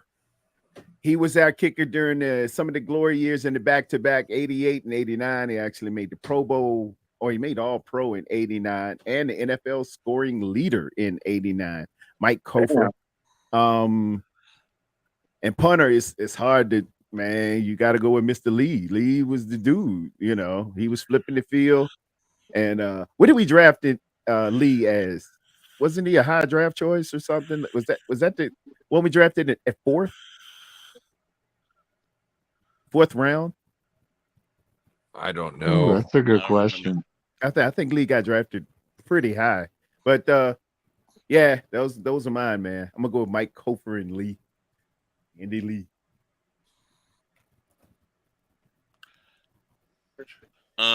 So the bonus sports, you can answer your question. Everybody already took mine. It was Akers and Andy Lee. Andy Lee. Wow. So Andy Lee was a 6th-round draft choice in the Oh, 2004 wow. draft. What a steal. Oh, we got a punter at in the 4th round. I remember That was because they were Mitch teasing. Wazowski. I know he was a 4th-rounder. Yep. I thought he came out. I thought his name started with a P.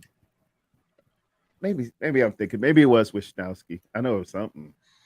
I know we got a punter one day. I was like, "Are you kidding me?" In the NFL draft, we're burning draft choice on punters here. And then that guy Trump, we drafted 3rd round for the kickers. So I'm like, hey, well, what do I know? Okay, YTC. Yeah. Do you have a question you want to ask? Well, heading into the season, besides the quarterback, obviously, is there any concerns you have for your team? In the back of your mind that's not quarterback related? David McNiner. Well, I had an interesting one. And I've been really watching the whole Jonathan Taylor thing, and the real question is like, What's up? well, should we trade for Jonathan Taylor? And the question is, what would you guys give up for him? Because the guy runs a 4.39 40. He's a home run hitter, and Yeah. look at our current running back situation. We have CMC. We have the guy that might as well live in the hospital ward. Then we got Jordan Mason, TDP. And It's where kind of like, huh? and where has he lived for the past year or two? Jonathan Taylor. Jonathan Taylor. Yeah. So that's the thing is that, and that's also why I'm thinking we could get him for cheap. We're just swapping one injured player for another. And look, I'm not I'm holding not sure injuries about against it. players. I'm actually going to look that up real fast to see. I'm just because that's what I hear. Everybody was like griping about he won all this money, but yet he's been injured all this time. So that's like I didn't do any research. I just heard a lot of people griping like that, which made me assume. I'll just be honest. I know he had one injury. I don't know if he's been injured more than that. I don't think you guys would be able to get Taylor. I think they would command a lot. Yeah, it's not fiscally. He missed 6 games last year. Uh-huh. Plus, teams don't want to give up that big for a running back, so. Plus, he's wanting money, so he's probably going to want a contract extended, and he's going to want, Yeah. If I had to put money on it, he'll probably go to Chicago. Which, look, he deserves, and people in his in that position group they deserve it, man. But it's industry wide now, and all the running backs have gotten together, man. It's really unfair how they getting treated, but we're already paying the most expensive one in the league. We don't need to like reset the market with another guy or get close to it just to be, had $1 million backfield again. Yeah. Well, if you think about it, we're only getting them. We're only getting him for 1 year though, and that's where the what would you give up for him comes in. Yeah. Okay. Now to answer one. Dare you finish answering watching the question?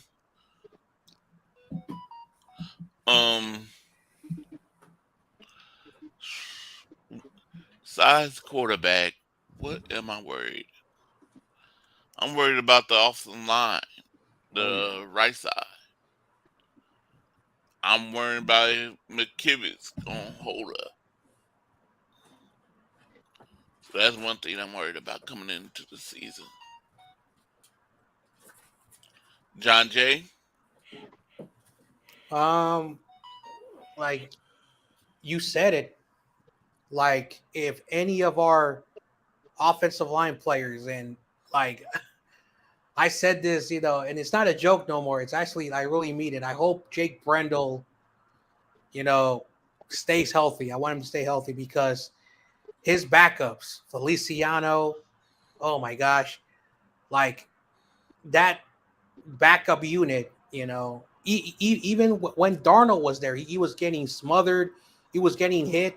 He was forced to run. Darnold doesn't really run a lot, but when that unit is not playing well and your third unit is doing much better, the Niners have to really, really assess like that backup, unit, because if anybody goes, and I don't want to wish injuries on the Niners. The track record says, it's supposed to happen, but I don't want to say that. I want the offensive line to stay healthy. At the same time, again, Brock Purdy is coming off of injury. If he has to stay behind any of those backup players, he's going to, be on the ground a lot. So that's the scary part for me. David Corona.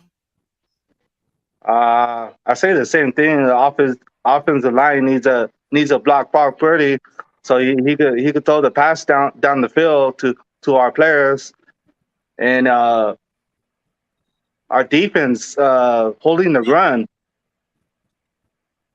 Our defense needs to make sure we can stop them from running. That's what I'm worrying about. Tear down. Yeah, man. I think we're all in cahoots here. That offensive line, uh, you know, th- it was kind of conventional wisdom. They say, yeah, we'll let go of McGlinchey, and we're gonna get a right tackle. But then when you tell me that the right tackle was here the whole time, that was uh, an upgrade. It gives me pause for cause. It gives me a burn for some concern that you had this guy here the whole time, and you're just saying that he wasn't good enough, or we're saving him to make sure McGlinchey gets uh, you know his draft price up, or his trade price up. Um, it's a lot to be proven. I got to see McKivitz get down there. I think we're pretty solid with the law firm in the interior, Banks, Burford, and Brindle, but we don't want to start dipping into that realm of the second tier that is our offensive line. That could be very disadvantageous, and we depending on the silverback to make sure it all is in cohesion together. I'm looking at PFF, a big indicator of I know how good we're going to be. Usually, if our offensive line is in the top 5 of what PFF does for their preseason ranks for offensive line, I always feel really good. I do look at that and monitor that. They got Philadelphia 1, Cleveland 2, Kansas City 3, Baltimore 4, and Detroit 5. That's not a good indication. And we're slipped all the way down here. We're at 12. No, we're at Pittsburgh's at 12. We're at 18. So that's towards the bottom of the league. Average. Yeah. No border sports. I'd say really right now it's Nick Bosa. Getting that contract signed. Everybody's right. The offensive line is a really big issue, and I have a feeling that this Nick Bosa contract thing will get figured out, and he'll be there week 1. But really, right now, I think you have to say it's Nick Bosa, because if you don't have him, that defensive line is going to have issues without having somebody on the edge. There's a reason why he went out and got Javon Hargrave, because he needed more presence on the interior to get Eric Armstead back in the game and kind of beef things up, because we were getting pushed around. So, like, you got to bring back the edge. So that's where I'm at. I would say offensive line too, but everybody said that stuff. So it's Nick Bosa. YTC, what you worried about your team? Well, obviously the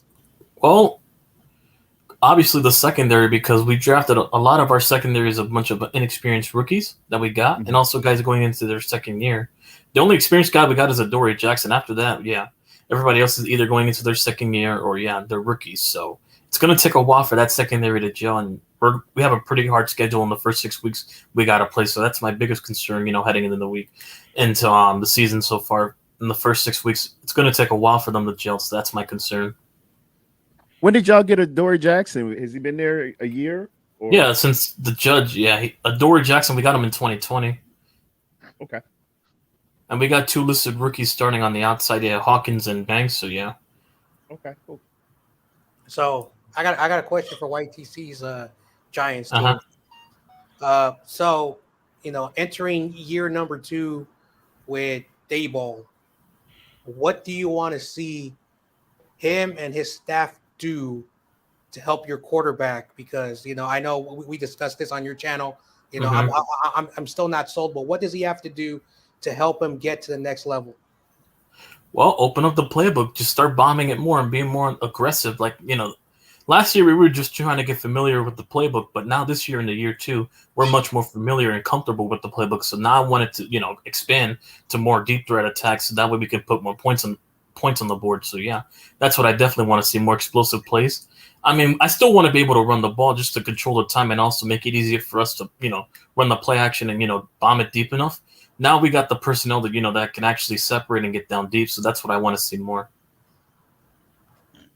David McKnight, what question you have for the panel?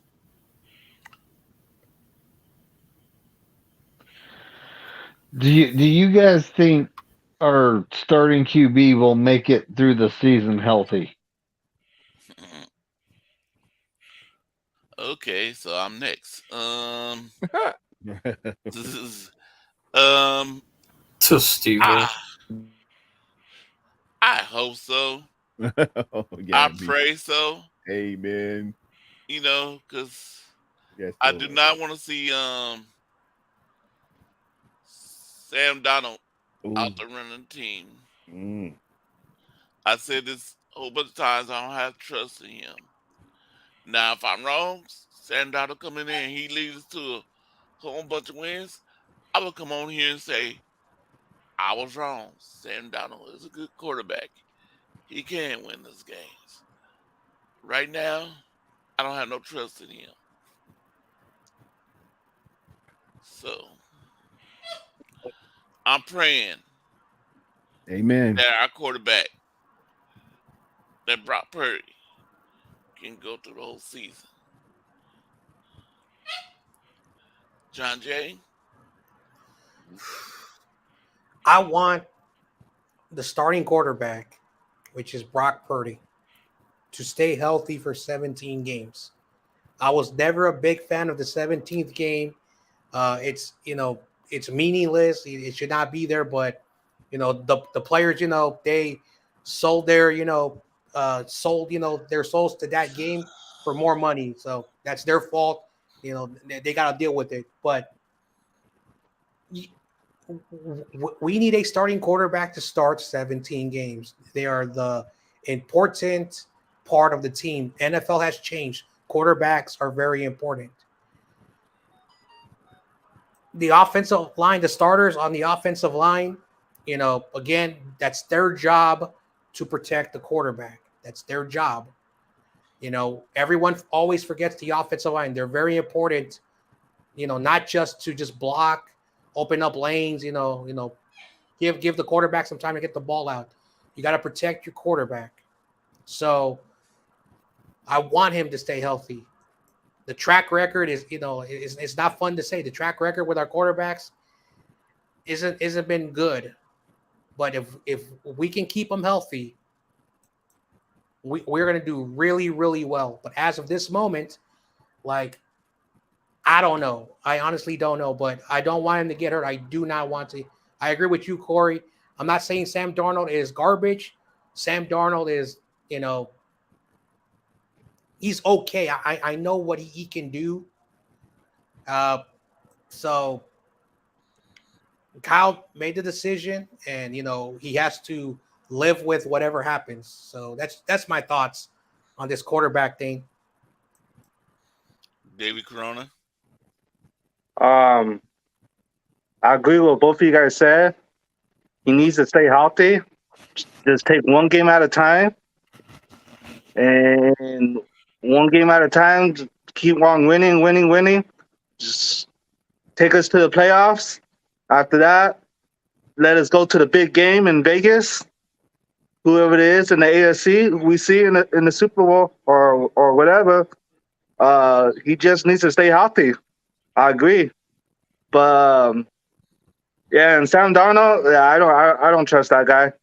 He's all right, but like he don't got no more excuses. Talk about like foreseeing ghosts or whatever. He's on the right team with the right players.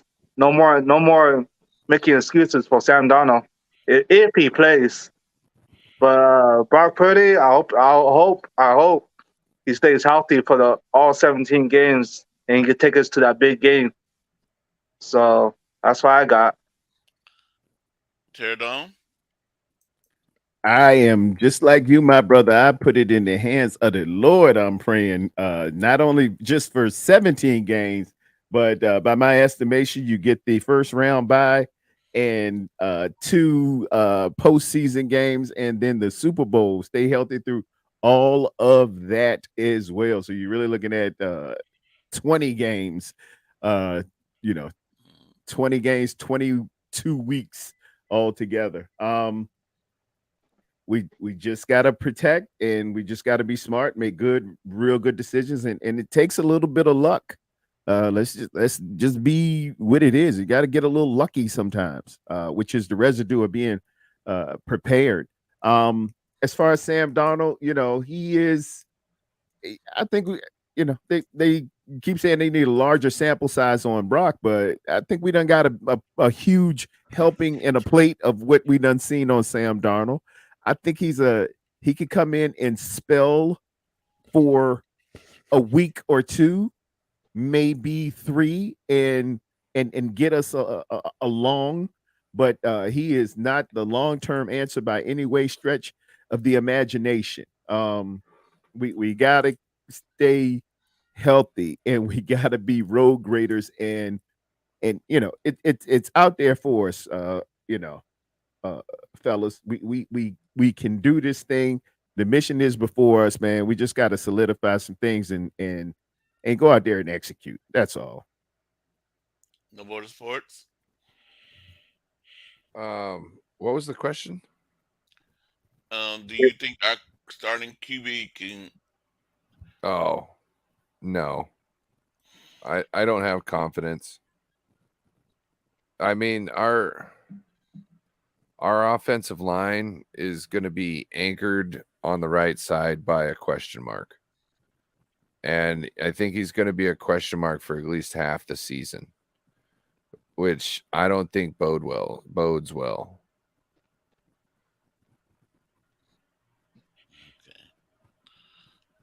YTC. I know y'all Yeah. don't hard had this problem with your quarterback staying healthy. No, we have. We have. Besides Eli Manning, now Jones has been hurt before. Neck injury, concussion, right ankle, right hamstring, left ankle, right ankle. Yeah. Damn, that's a lot. Yeah, I thought that big hmm strong thing. Every time I look, you running up and down the field and can't nobody catch it. No, no, but the last time he missed multiple games, which he had 2021 versus the Eagles after he broke his neck in that game, and then we were stuck with Mike Glennon and Jake Fromm. But yeah, I still think he can play enough games. Around a good, at worst, he'll play around 14 to 15. Hopefully, he can play more. That's all I ask for, because most quarterbacks nowadays aren't that durable. So Okay. David So, McKnight. so to give it a little more context, I think there's a 14.29% chance that our QB will stay healthy. Oh yeah. Because out of the 7 seasons Kyle's been here, we've had one with a healthy quarterback. So, if you do the 2019. math and figure out the percentage, it's 14.29. Way to be positive about that, David. Like I just gave a complete no. But you gave No, hold on. So you're telling me there's a chance. right. You're telling me there's a chance. I got another question for you guys. Hold Is on. is I haven't had my turn. oh sorry, go ahead, Corey then. yeah, like Corey. Corey, Right. he waited for the pause, bro. What? Yeah, he did. He did. Yeah, He's he did. improving. Needs to improve on that. Go ahead, Corey. Touche. Now, do y'all think if we don't make it to the Super Bowl this year, should Kyle Shanahan be on the hot seat? John Jay? Well, like for those who know me very well, been following my channel, you know, uh, I'm not the biggest fan of our like the guy the people who run the organization, and like Kyle Shanahan. I said this, and this is a joke for those who get this, because I don't like this team. Jason Garrett took over the Cowboys in 2010, and he kept his job after 500 wins, Mm-hmm. 500 The season, flapper. 500 season. And Jerry Jones, and, like, oh, I like this guy, I don't know why the fans, that's the Cowboys for you. It's a joke. I'm making fun of the team. When you kept a coach almost a decade with 7 seasons of 500 and two winning seasons, one is a 9-7 season, one is a 10-6 season, and the only time you guys win more than 10 games was when Dak Prescott's rookie season. And they kept going with that guy. That's how the organization is looking. I don't want that. I hope Jed York, grows some stones and realize that if we cannot get the Super Bowl this year, he needs to, like, get on Kyle's butt. He said, "Hey, you're entering year eight now. You got a championship team. What do you need me to do? Like, I need him to have the stones to do that." But I don't think Kyle's going to go anywhere. I think Jed and the top people in the organization will always continue to, uh, support him. And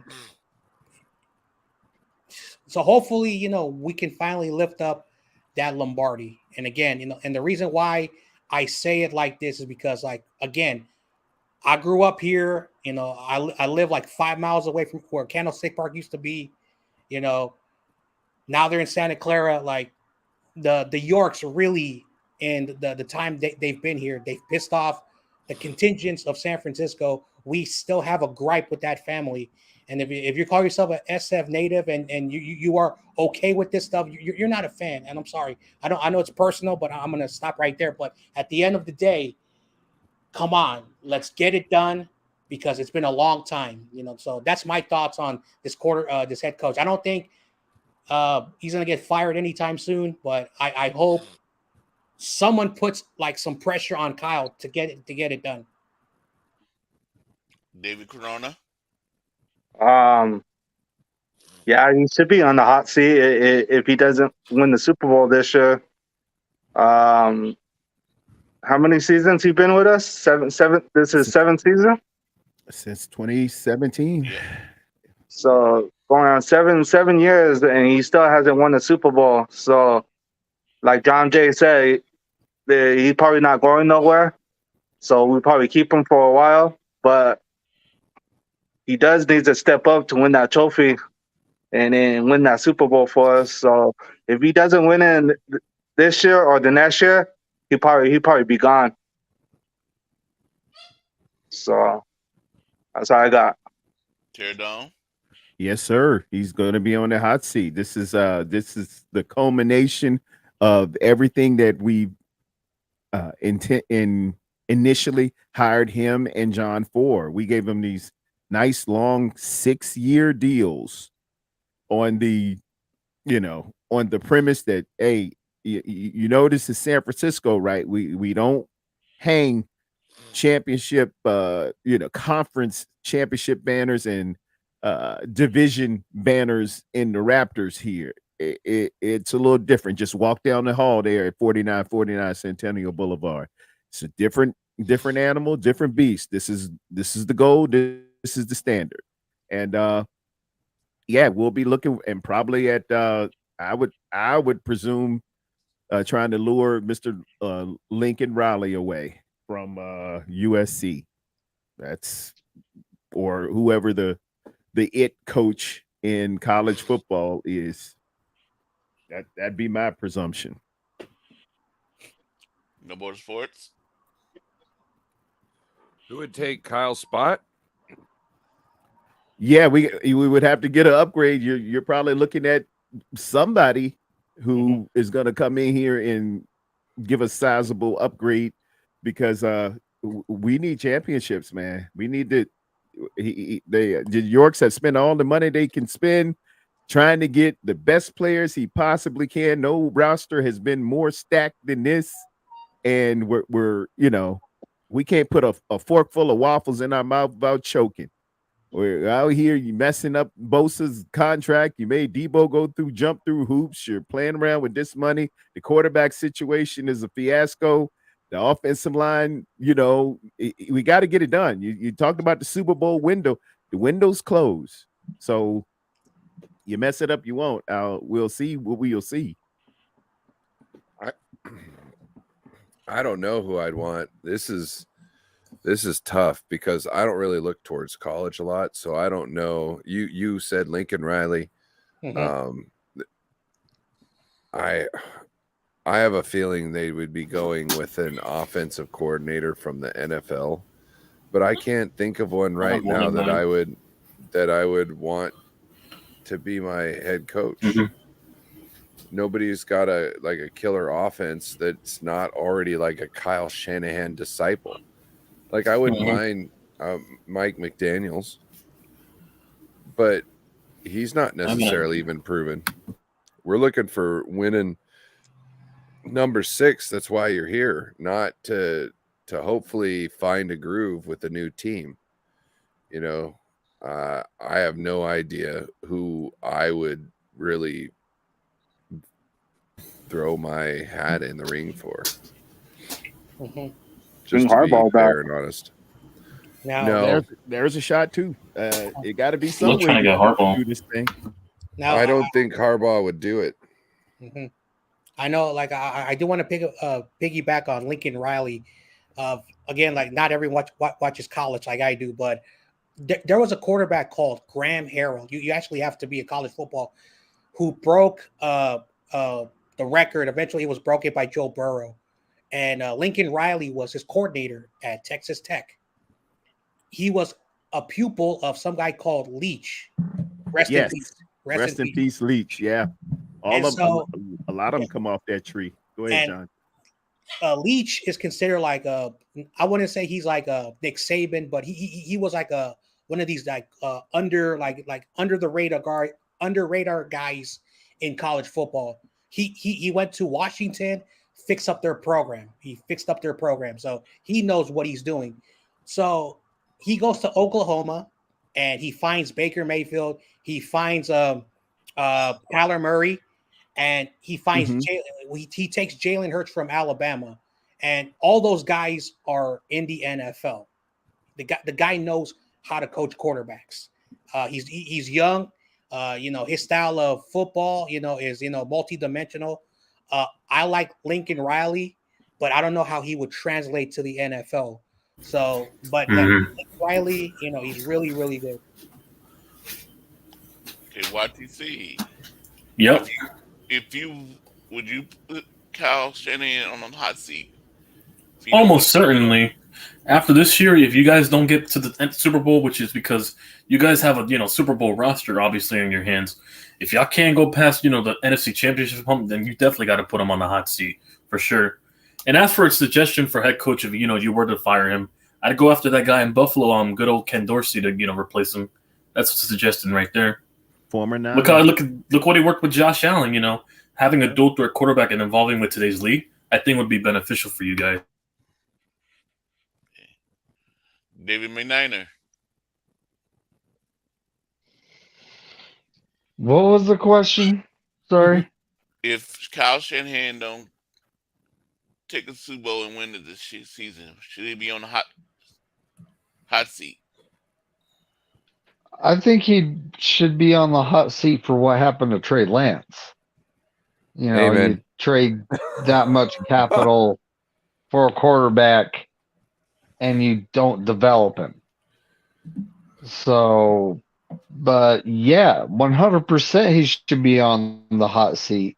He's had this roster for many years at this point when it comes to the core players. He's made what let's see, one, two, yeah, three NFC championship games, right? And one Super Bowl. And one Super Bowl and does not have a ring to show for it. So, He should be yeah, on the hot he seat. should be on the hot seat. Yeah. And I agree. He should be on the hot seat. I've been saying this. I said this. I said Mm-hmm. this is time. This you made the choice. This is your quarterback now. Yep. You chose Brock Purdy and you chose now. This is your choice. There's no more excuses. Mm-hmm. You know. So I said he should be on the hot seat if he don't win the Super Bowl this year.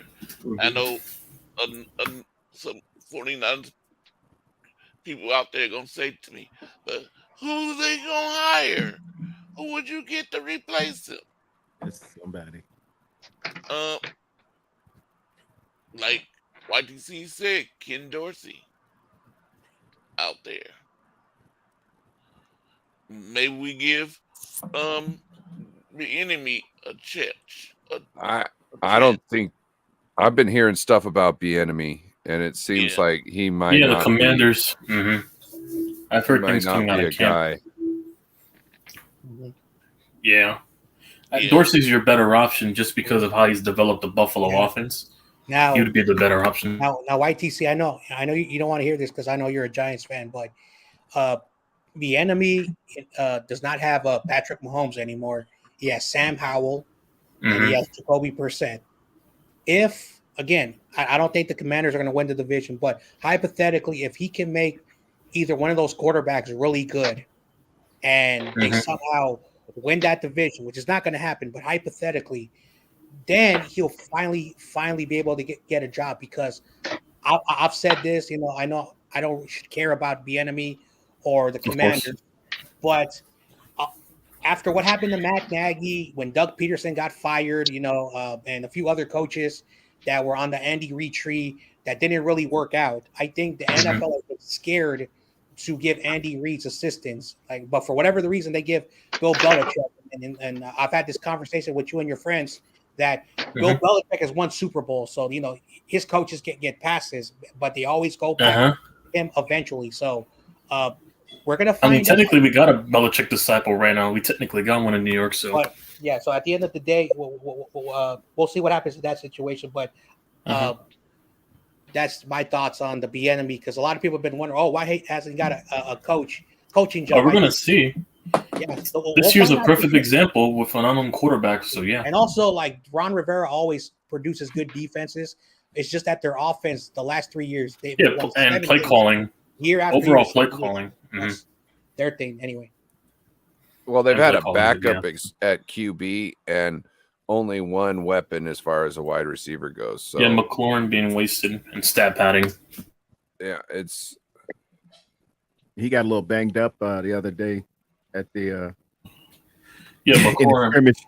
The scrimmage. I mean, Monday, Howell has help Monday night. around them. I'll say that much.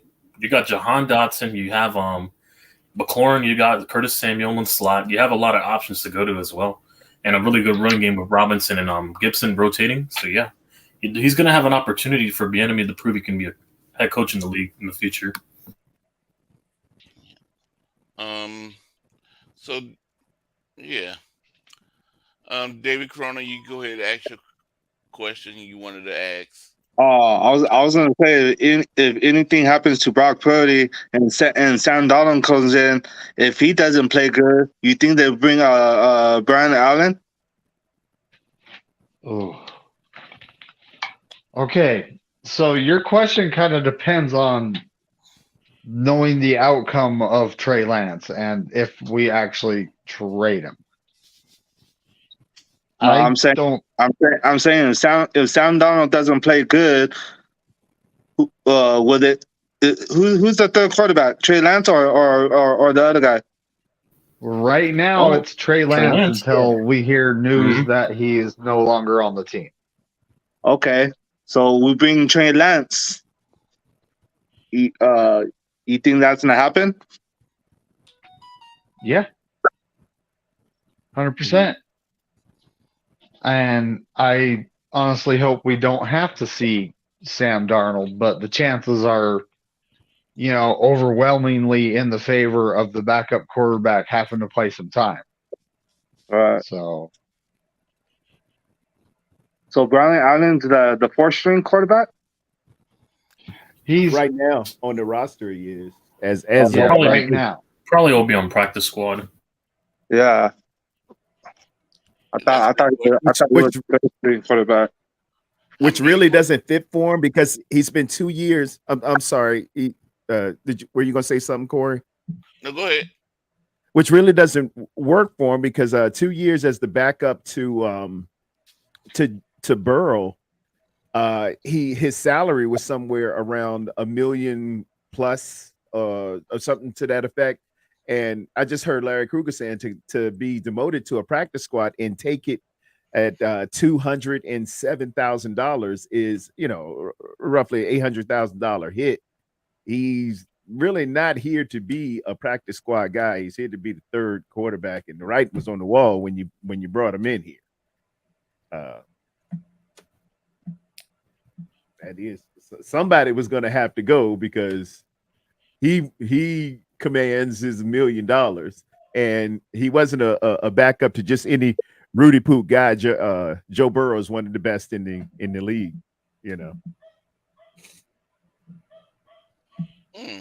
That is a good question. How many quarterbacks do y'all think we're gonna keep? 3. John Jay. Well, due to the new rule, 3. 3. Yeah, 3. And 1 practice squad. I'll go with that.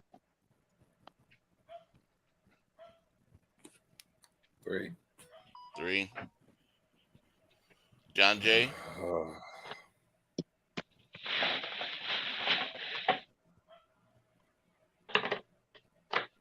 He must be on the phone. Did you guys? So I made this comment and I was like my totally bad. trolling when I did it. I was Oh, okay. muted. I was talking, and then I heard Corey say, "Oh, he's probably." I was muted. So, I heard something. I don't know if it was Larry Krueger. I said if But basically, what he was saying is that, someone called on his show. Someone was telling him that week 1 you would have Sam Darnold, the number 2 guy, and you would put Trey Lance inactive, and then you would vice versa do that. And Larry Krueger was like, I don't think you can do that in the NFL. So I do think that 2 quarterbacks will be active and 1 quarterback will be inactive. So I think what he said is, like, if we do keep 3 quarterbacks, only 2 can suit up. And if something weird happens, then you can put that third quarterback in. So we're going to keep 3.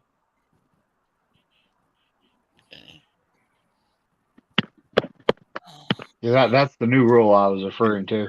Yeah, the new Brock Purdy rule. Yeah. But anyway, the comment I made earlier, and I mean, I was just totally trolling. I really didn't mean it. I said, let's keep Brandon Allen, let's sign Carson Wentz and Phillip Rivers, and keep 6 quarterbacks on the active roster because we're going to need it. hell yeah. There is a case we might. Kind of like, I wish Kyle Shanahan would actually hear me say that, though. It's like, come on, man. You're supposed to be this offensive genius, scheme your guys open sooner so the quarterback ain't getting hit. If he heard you, what do you think he would say to you? If we were talking, Yeah. that'd be interesting. I'd say, it'd start off a little something like, you're the coach of the 49ers. There are expectations here. Super Bowls. You've been here 7 seasons. You've had this great roster for quite a few of them, and you have not produced. Yeah. So, how many Super Bowls are you going to win in the next couple of years, Kyle? It's like, oh. I'll win 4. Hey, real quick. Hey, I'm going to get out of here. It's bedtime for me. I stayed up too late last night. But all right. See you, Ryan. for having me, Corey. Oh, it's getting close See to you, that my time man. for me, too. Shout out to the chat. You guys have been fire. Appreciate y'all for showing up.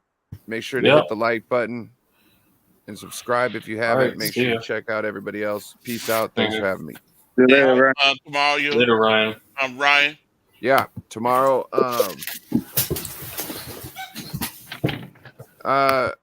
Things might change. We might have a different way the show is set up. So tomorrow at 7. 7. Tomorrow at 7, maybe. It might be at 6, but it might also be at 7. Stay tuned. It'll be on my in the community tab. That's what time the game is on. At 7. Well, whoever's live will probably pop in there anyway. So Oh, is it 7 at night? Yeah, the Yeah, game's at 7 o'clock. 7 in the West Coast, and I think Yeah, it's 10 so where I'm at. I won't be there because I'll be doing the game on my channel. But you guys have fun. Mhm. Yeah, no problem. Yeah, All you right. All guys right, have I'll pop in John's channel then tomorrow. All Peace right, I'll out. be there. all right. Bye. Later. Yep. Yep. And anyone's invited tomorrow if you're not on Ryan's show. Mhm. So Yeah, I'm I'll not be there. doing nothing. I'll pop in. I okay. got the game. I got the game this time too. Okay. All right. Yeah, NFL Plus for me. I got it now completely. So yeah. On CBS. Oh, because the Chargers, that area that. Oh yeah, you're gonna have it. So yeah, Regional action. Yeah. you don't need that NFL Plus, and yeah, Corona, check out that NFL Plus. Yeah, I'm gonna check out on the first of the month. Yep. Oh yeah, that thing is. You basically they give you the same thing that I already have: the NFL Network, NFL Red Zone. If you don't want to pay the But they got NFL Red Zone, is what, 7 hours. Yeah, 7 hours of commercial-free football. It's advertised. It's fun. You get to see every touchdown. You never miss any play. It's like fun. Yeah, I got the premiere, so I got NFL Plus. I might use the red zone and just use my phone to do the Oh yeah, main game. like I used to have Xfinity. Like that's a trash service. I'm glad I don't have it no more. Uh-huh. But yeah, I've been a fan of NFL Red Zone. It is fun. 7 hours, especially when the Niners are not playing or the Niners are playing Thursday night football or on Monday Mhm. night. That Sunday you get 7 hours of commercial-free football. And if you're a fantasy lover, like you get to see like all the touchdowns. You Uh-huh. get to check on your Yeah, players. definitely. Yeah. Oh, yeah. Or a sports better, yeah, like me. But yeah, So it's I fun. definitely got to see some props. Because I know like everybody wants that YouTube TV. I think it's like a $425 value. I don't Hell know no. pay that much. it's like That thing's a like monster. $400. Yeah, I can't afford that. Oh no. I pay $40 for the whole season, so that's $10 a month. I paid for the whole season as well. I just mustered my Mhm. I swallowed my pride and just paid the season thing too. I'll I got probably it. switch mine.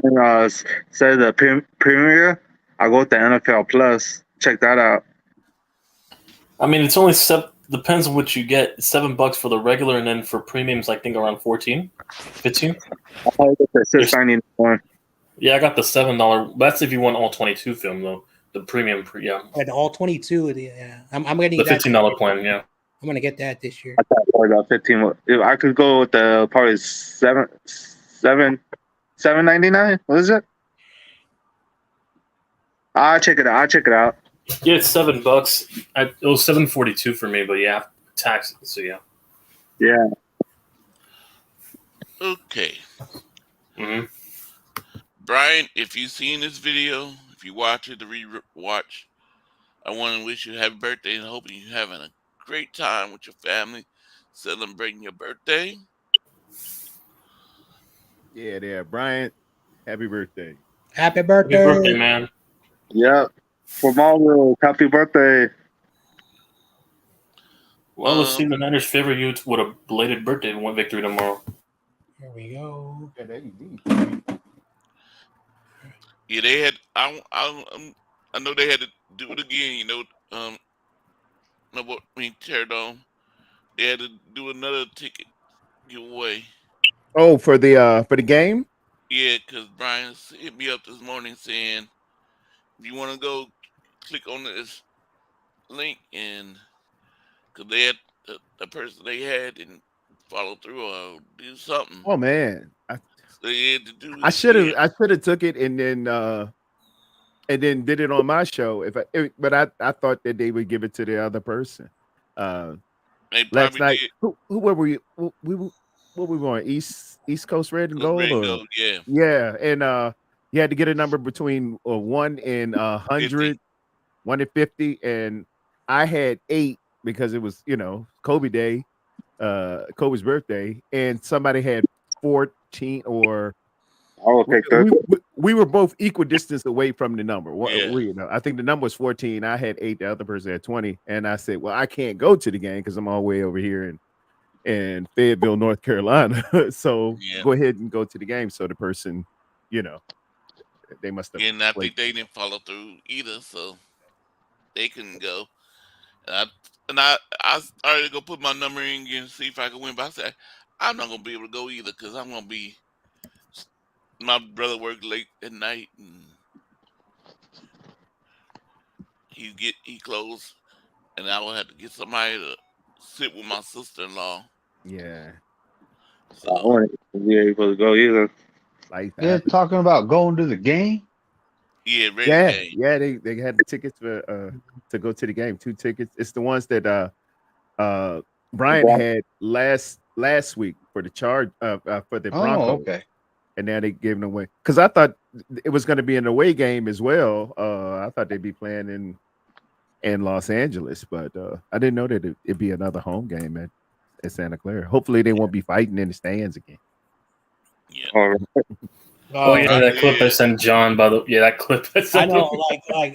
like I've been to Candlestick. I've been fortunate to go over 100 times, mostly for baseball because baseball season you had 81 games.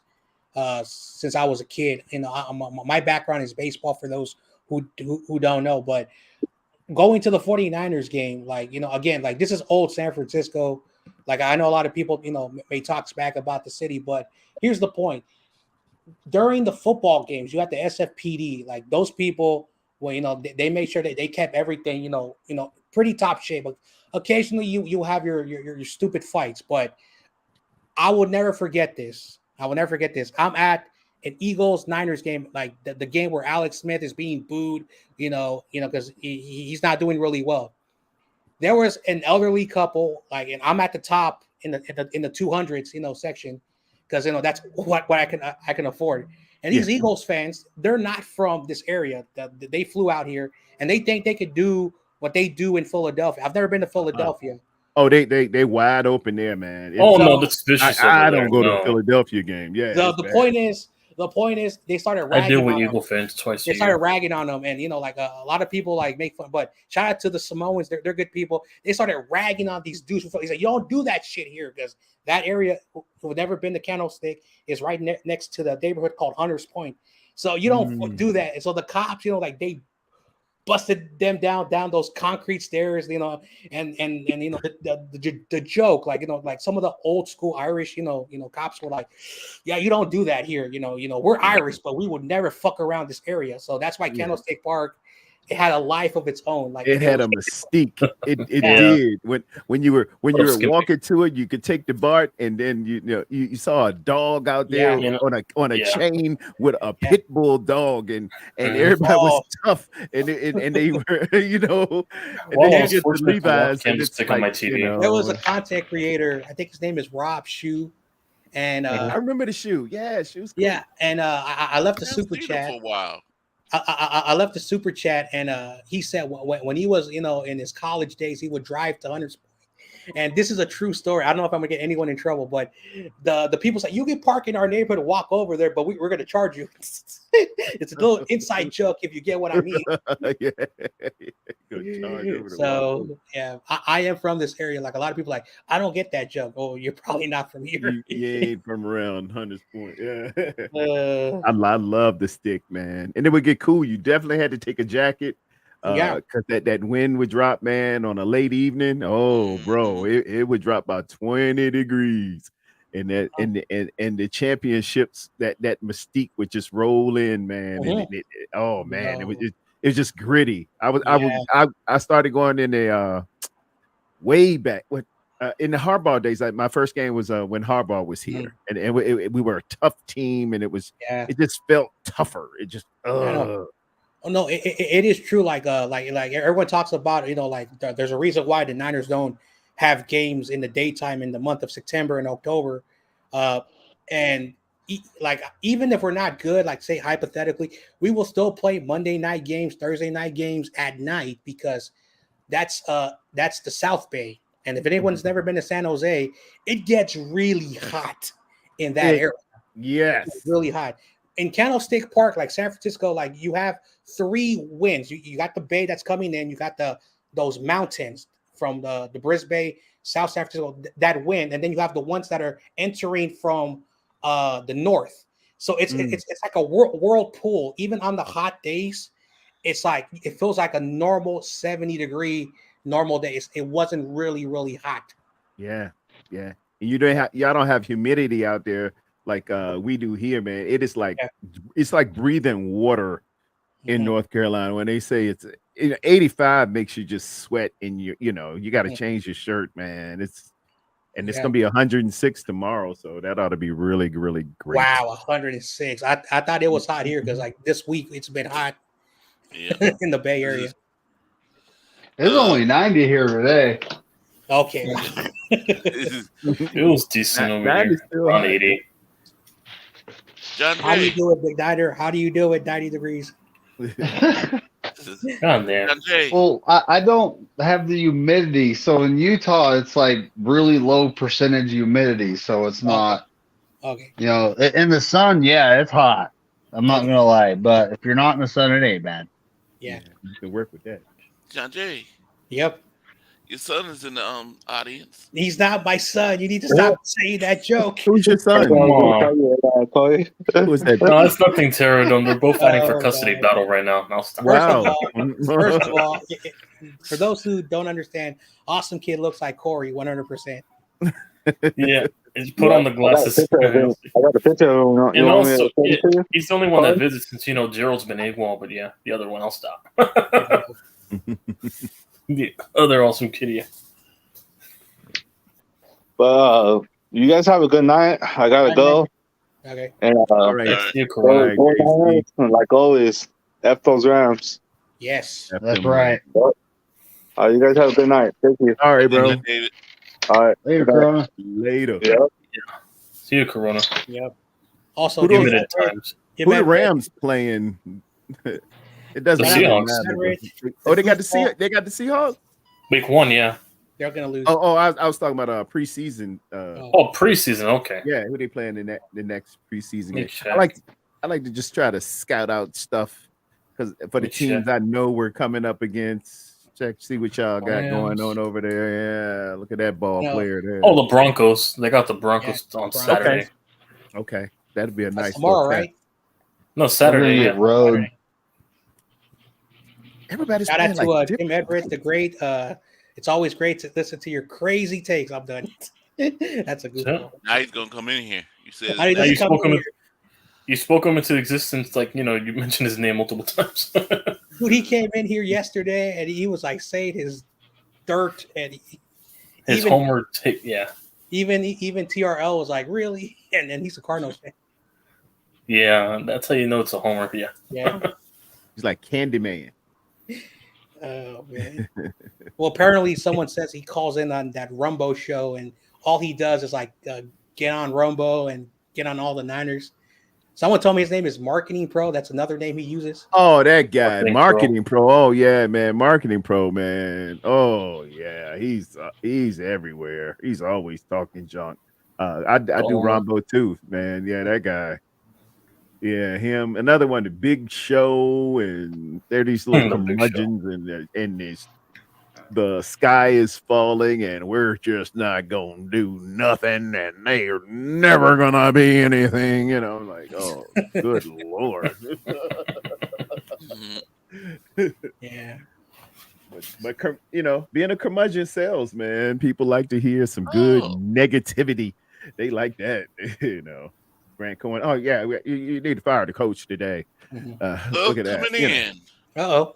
We have a guest. Coming in. Here we go. Haven't seen him for a while. My brother. Where does he live? Oh my goodness. I forgot where he lives. But he's in California. He better watch out because sometimes he's ruthless. CG. Ruthless. Yeah, what is up, guys? I'm just gonna go for a quick minute since I have a little extra time at my job right now. But man, so how's it going, Corey? I know it's been a while since I jumped on your Hangout, man. I thought maybe jump in for a quick one. What's up, CG? What's up, CG? What's going on, man? So you're losing your mind over this whole quarterback situation?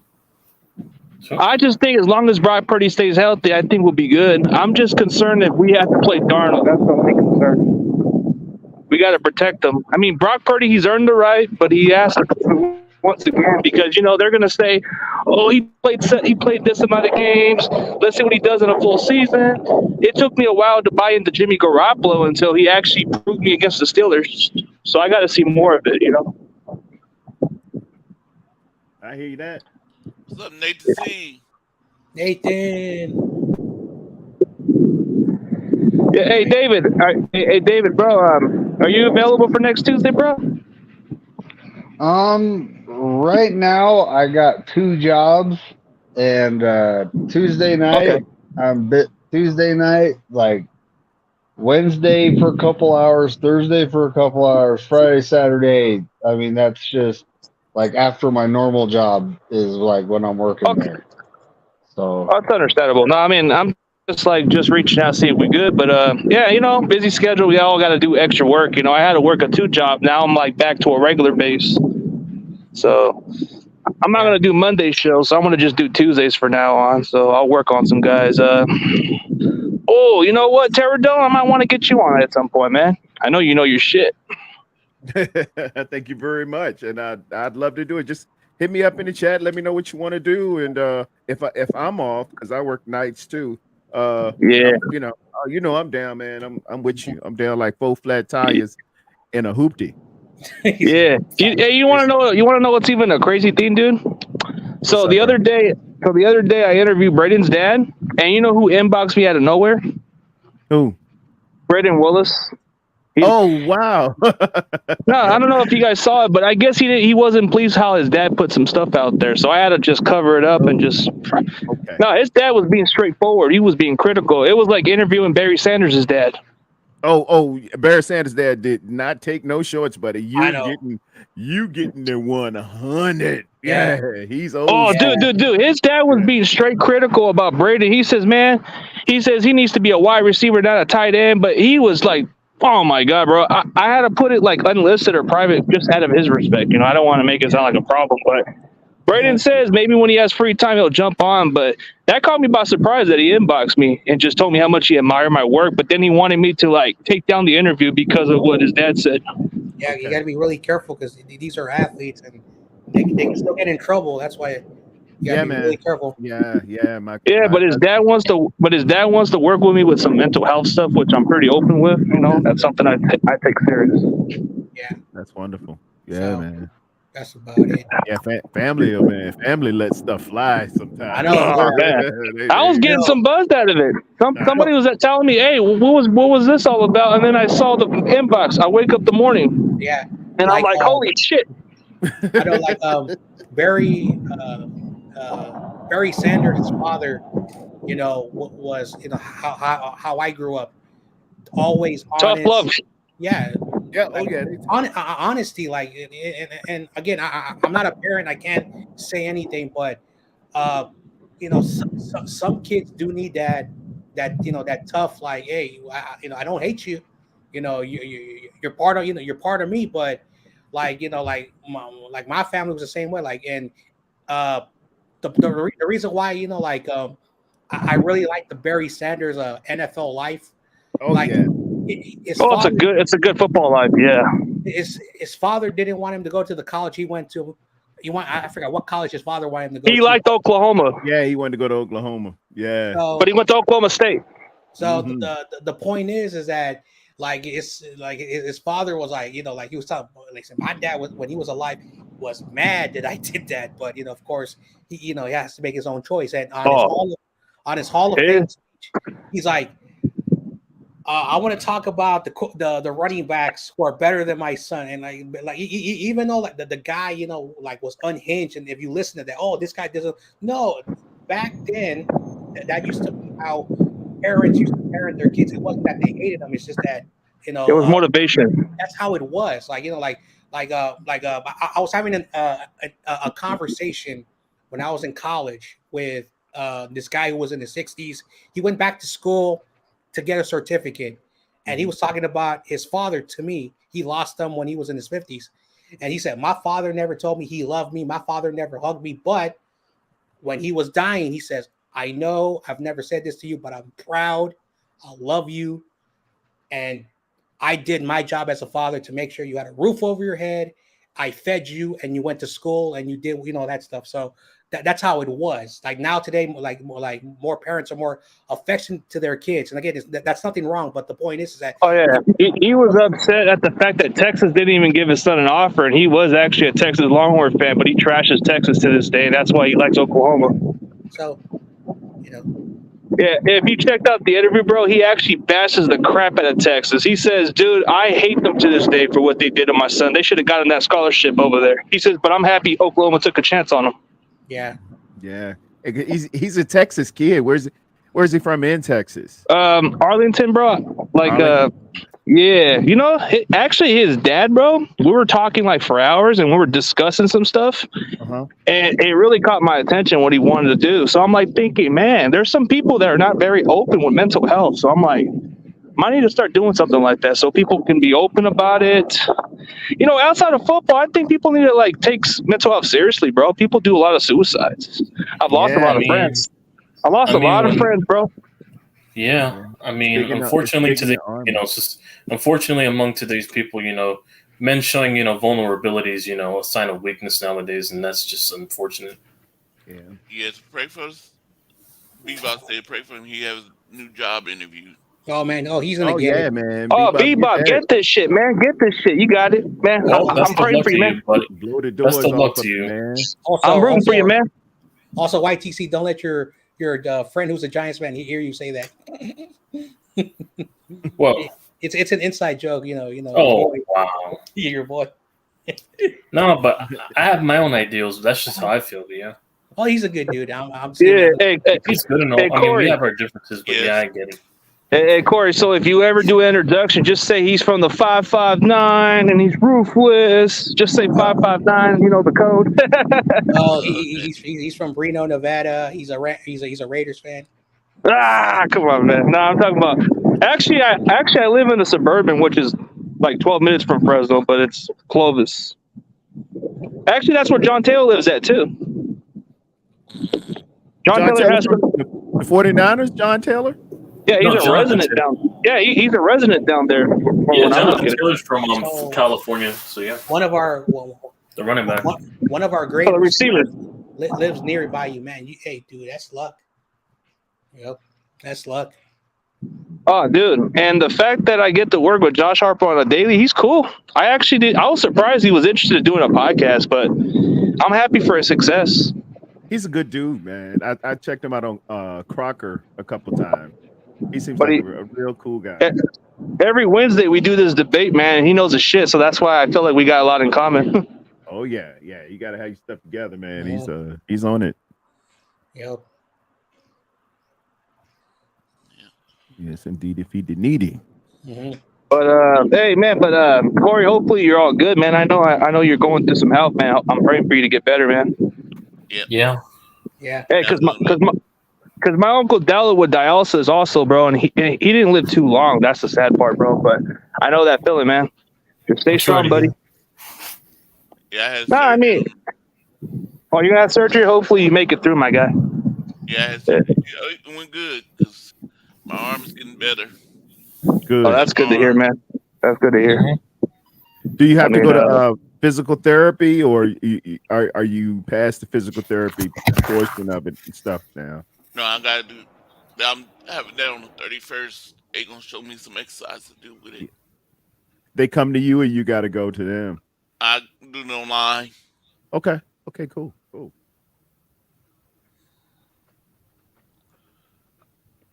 Yeah, it's always the physical therapy, man. My uncle just about a year ago, he had knee replacement, man, and they would come over and bend it. Get that, get it back in there. He said, man, I hate to see them physical therapists show up in the garage. I mean, in the driveway. Good Lord, here she come. She goes, hey, Mr. Burley, we're going to bend it today. And yeah, I guess so. But he's doing good, though. Mm-hmm. Yep. Yeah, I'll catch you guys later, man. But I just wanted to stop by and just say what's up to y'all. So I'm going to get back to work right now. All right. All right. Have a good one, CG. Salute. If you want me to come on sometimes Tuesday nights, you can call me. He left. Oh. Damn.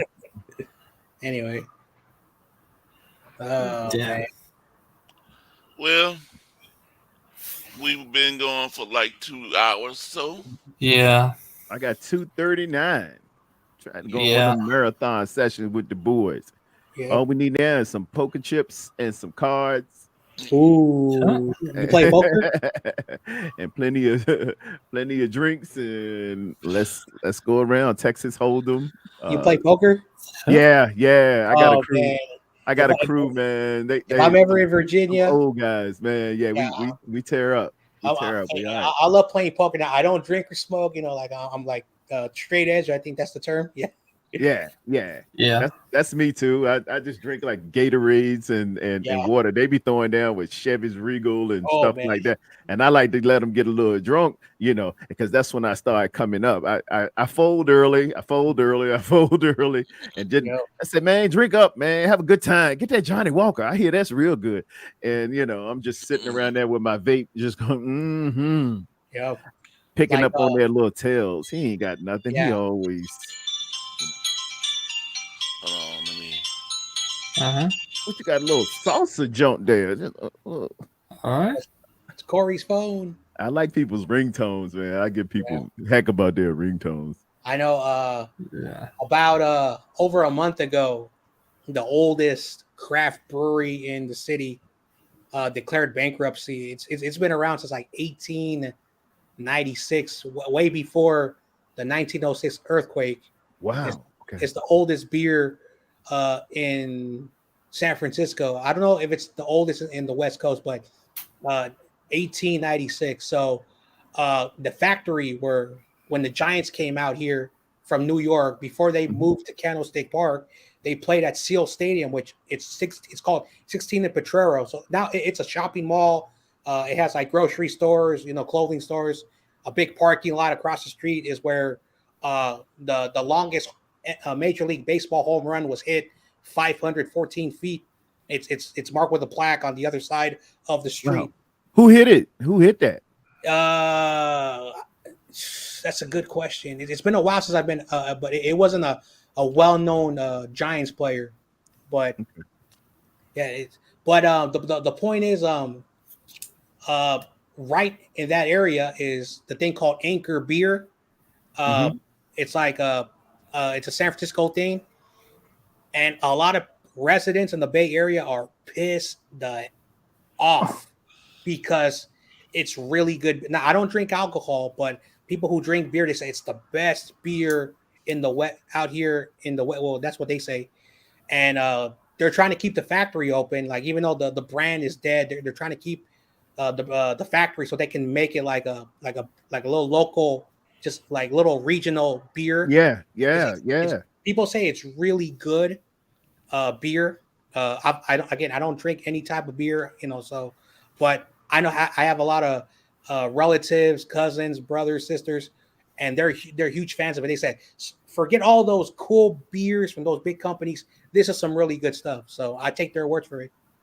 It's just sad. It must be. It must be. And that's kind of how everything is moving towards the beer game. It's not the big national products. People like what's called an IPA, and they like, the small town distinct microbreweries.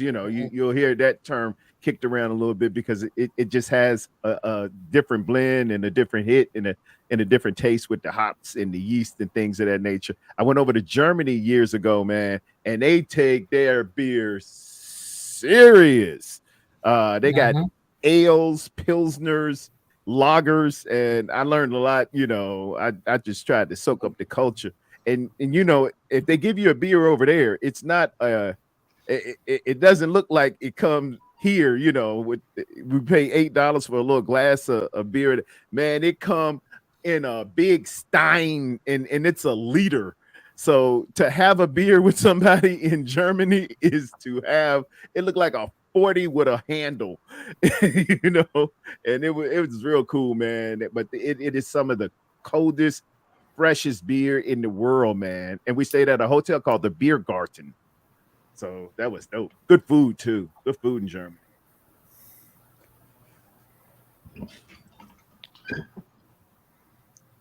Let me see. Mm-hmm. Well, Yeah. start wrapping it up. John Jay, can you tell everybody what you got planned on tomorrow? Yeah, so tomorrow, the 49ers game, the final preseason game. Again, it's just another preseason, but this is where the players trying to get that final opportunity. If you guys are able to watch it or you want to stop by, everyone is welcome. The invitation to everybody. The link will be in the chat, and we'll watch the game. 7 p.m. West Coast time, wherever else you live, you can stop by. Uh, if you are going to No Border Sports, you can also go over there as well. Again, it's up to you guys. But yeah, tomorrow I'm streaming the game. On Saturday, I'm gonna do a call-in show, talk with the fans, giving their reactions of the game. So that's what I'm doing this weekend. And I'm back to my normal schedule, uh, 1:15 Pacific Standard Time, Monday through Friday, doing shows for the season. And once the regular season kicks off, my call-in show officially on Fridays for a couple hours. So that's what's going on for this season. Thanks for having me on, Corey. Welcome, and make sure y'all subscribe to John Jay's Mm-hmm. channel, 49ers Optimal Report. And he also got another channel, and the channel name is John Jay. Oh, my other channel, it's not 49ers related, but yeah, you guys check out my 49ers channel. The other channel, it's something else. It's for another group of football fans. What's the name of it? All Access Sports Podcast Network. Yep. That's Okay. dope. So YTC, Yeah. what you have plans for tomorrow? Well, obviously hop on John's stream, but after, Saturday, I'm probably gonna hop on a TRL stream. He's doing the Cardinals and the final game for them. And then right after that, I'm doing the final game for my Giants. And then after that, Sunday, once preseason wraps up, I'll drop my week 1 video. That's practically about it. Good. Make sure y'all go subscribe to YTC's channel, YTC Productions. Yep, close to 4K. But yeah, I'm 16 away. Wow. Okay. And David McNiner. Well, tomorrow's the last preseason game. I gotta, watch that, and I might be on with No Border Sports. I'm not quite sure what's going on yet. I know Saturday I gotta go work. I gotta go work on my side gig, so I don't know if I'm even gonna be able to make Bryant's coffee talk. I hope I can. But Sunday I'm definitely gonna be there. Monday, Niners Coast to Coast. And this time it's on my channel, which reminds me I got to set that up, get the thumbnail up, and put the video up. And then, well, the main thing I got to do is find a round trip ticket to either Stockton or San Jose on the 20th of September. Because I'm going to the 49er season opener. All right. The home opener. Yeah. Yeah, against the Giants. That's right, YTC. I'm going to be there. You're going to the game? Yes. So you have you been before? Never. Okay. Never once to a football game? SFO. So yeah, I've never this is your been. first It's game. like, yep. Oh wow, I feel flattered. So are you gonna be there like the day before the game, or you can be there arrive at game day? Well, that's something I got to figure out. Okay. And Cause Bryant. Yep. Hopefully Bryant lets me crash on his couch or something. I got to figure that. I got to talk to him. Yeah. Well. But if you're gonna be there a day early, like we got to meet up somehow. So if Brian will let you crash on his home, then I'll probably take a trip to Stockton, and we could all meet up. All right, that sounds like a plan. Yep. That'd be dope. All right. Mm. Yeah, I'm kind of excited, I and know you are. Yeah, that's gonna be it's a good, man. Regular season day. fantastic opportunity. Be tailgating, man. So Make sure you look up all the boys, man. Road Rush. They usually have something. Who's that? John Chapman and Breezy and Miss Debbie. Look up Miss Debbie. Yeah. Yeah, she, Yeah, John Chapman and Wayne Breezy, they somehow come out here, and they're out in the. Oh, Breezy's out in Connecticut. That's what he told me. And Yeah. John Chapman is from the state of Texas. But he's moved. His wife got a job in near Santa Clara or near San Francisco, so he's out there now. Ooh, Yeah. So he's real into the mix now. So it I should got be to reach out to John Chapman if he's nearby the city. yeah, I gotta man. Check him out. Okay. Mm.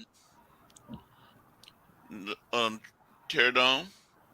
Terradome is on Tuesdays and Thursdays at 10 a.m. on the East Coast, 7 to you civilians out there on the West. I know it's a little bit early, but it's it happens after I work the night shift. I get off, put everything together, check Twitter, see what's going on, see who's talking this, get my coffee, and then I go into it. And I talk from everything from football, family, faith, and films. And I have some different people that stop by every now and again, man. And usually I'm laughing and cutting up, or I'm giving you some good information on my vast experiences with the National Football League, as well as college, as well as high school. You're gonna get a story or two. So, and you might probably get a scripture. So, if you need a little prayer, if you need a little pick me up, you need some fun, check out. Come into the Terror Dome. Subscribe, like, share, all that good stuff. All right. Thank you for coming on. So Sunday, Friday, I don't know where I'm gonna be. If I'm gonna be in John Jay's or No Border Sports. Um, they had me pulling my hair, pulling me both ways. One You, got this arm, you other one in got the other demand. You in arm. demand. Yeah. Stretch Armstrong. um, and then Sunday I'll be doing, the Sunday 49er Hangout show. We'll talk about the last game of the preseason. I'll probably be able to stop by once. Yeah, my game's over. If it's later tonight, yeah. Yeah, I'll try to stop through as well. I have to work that night before.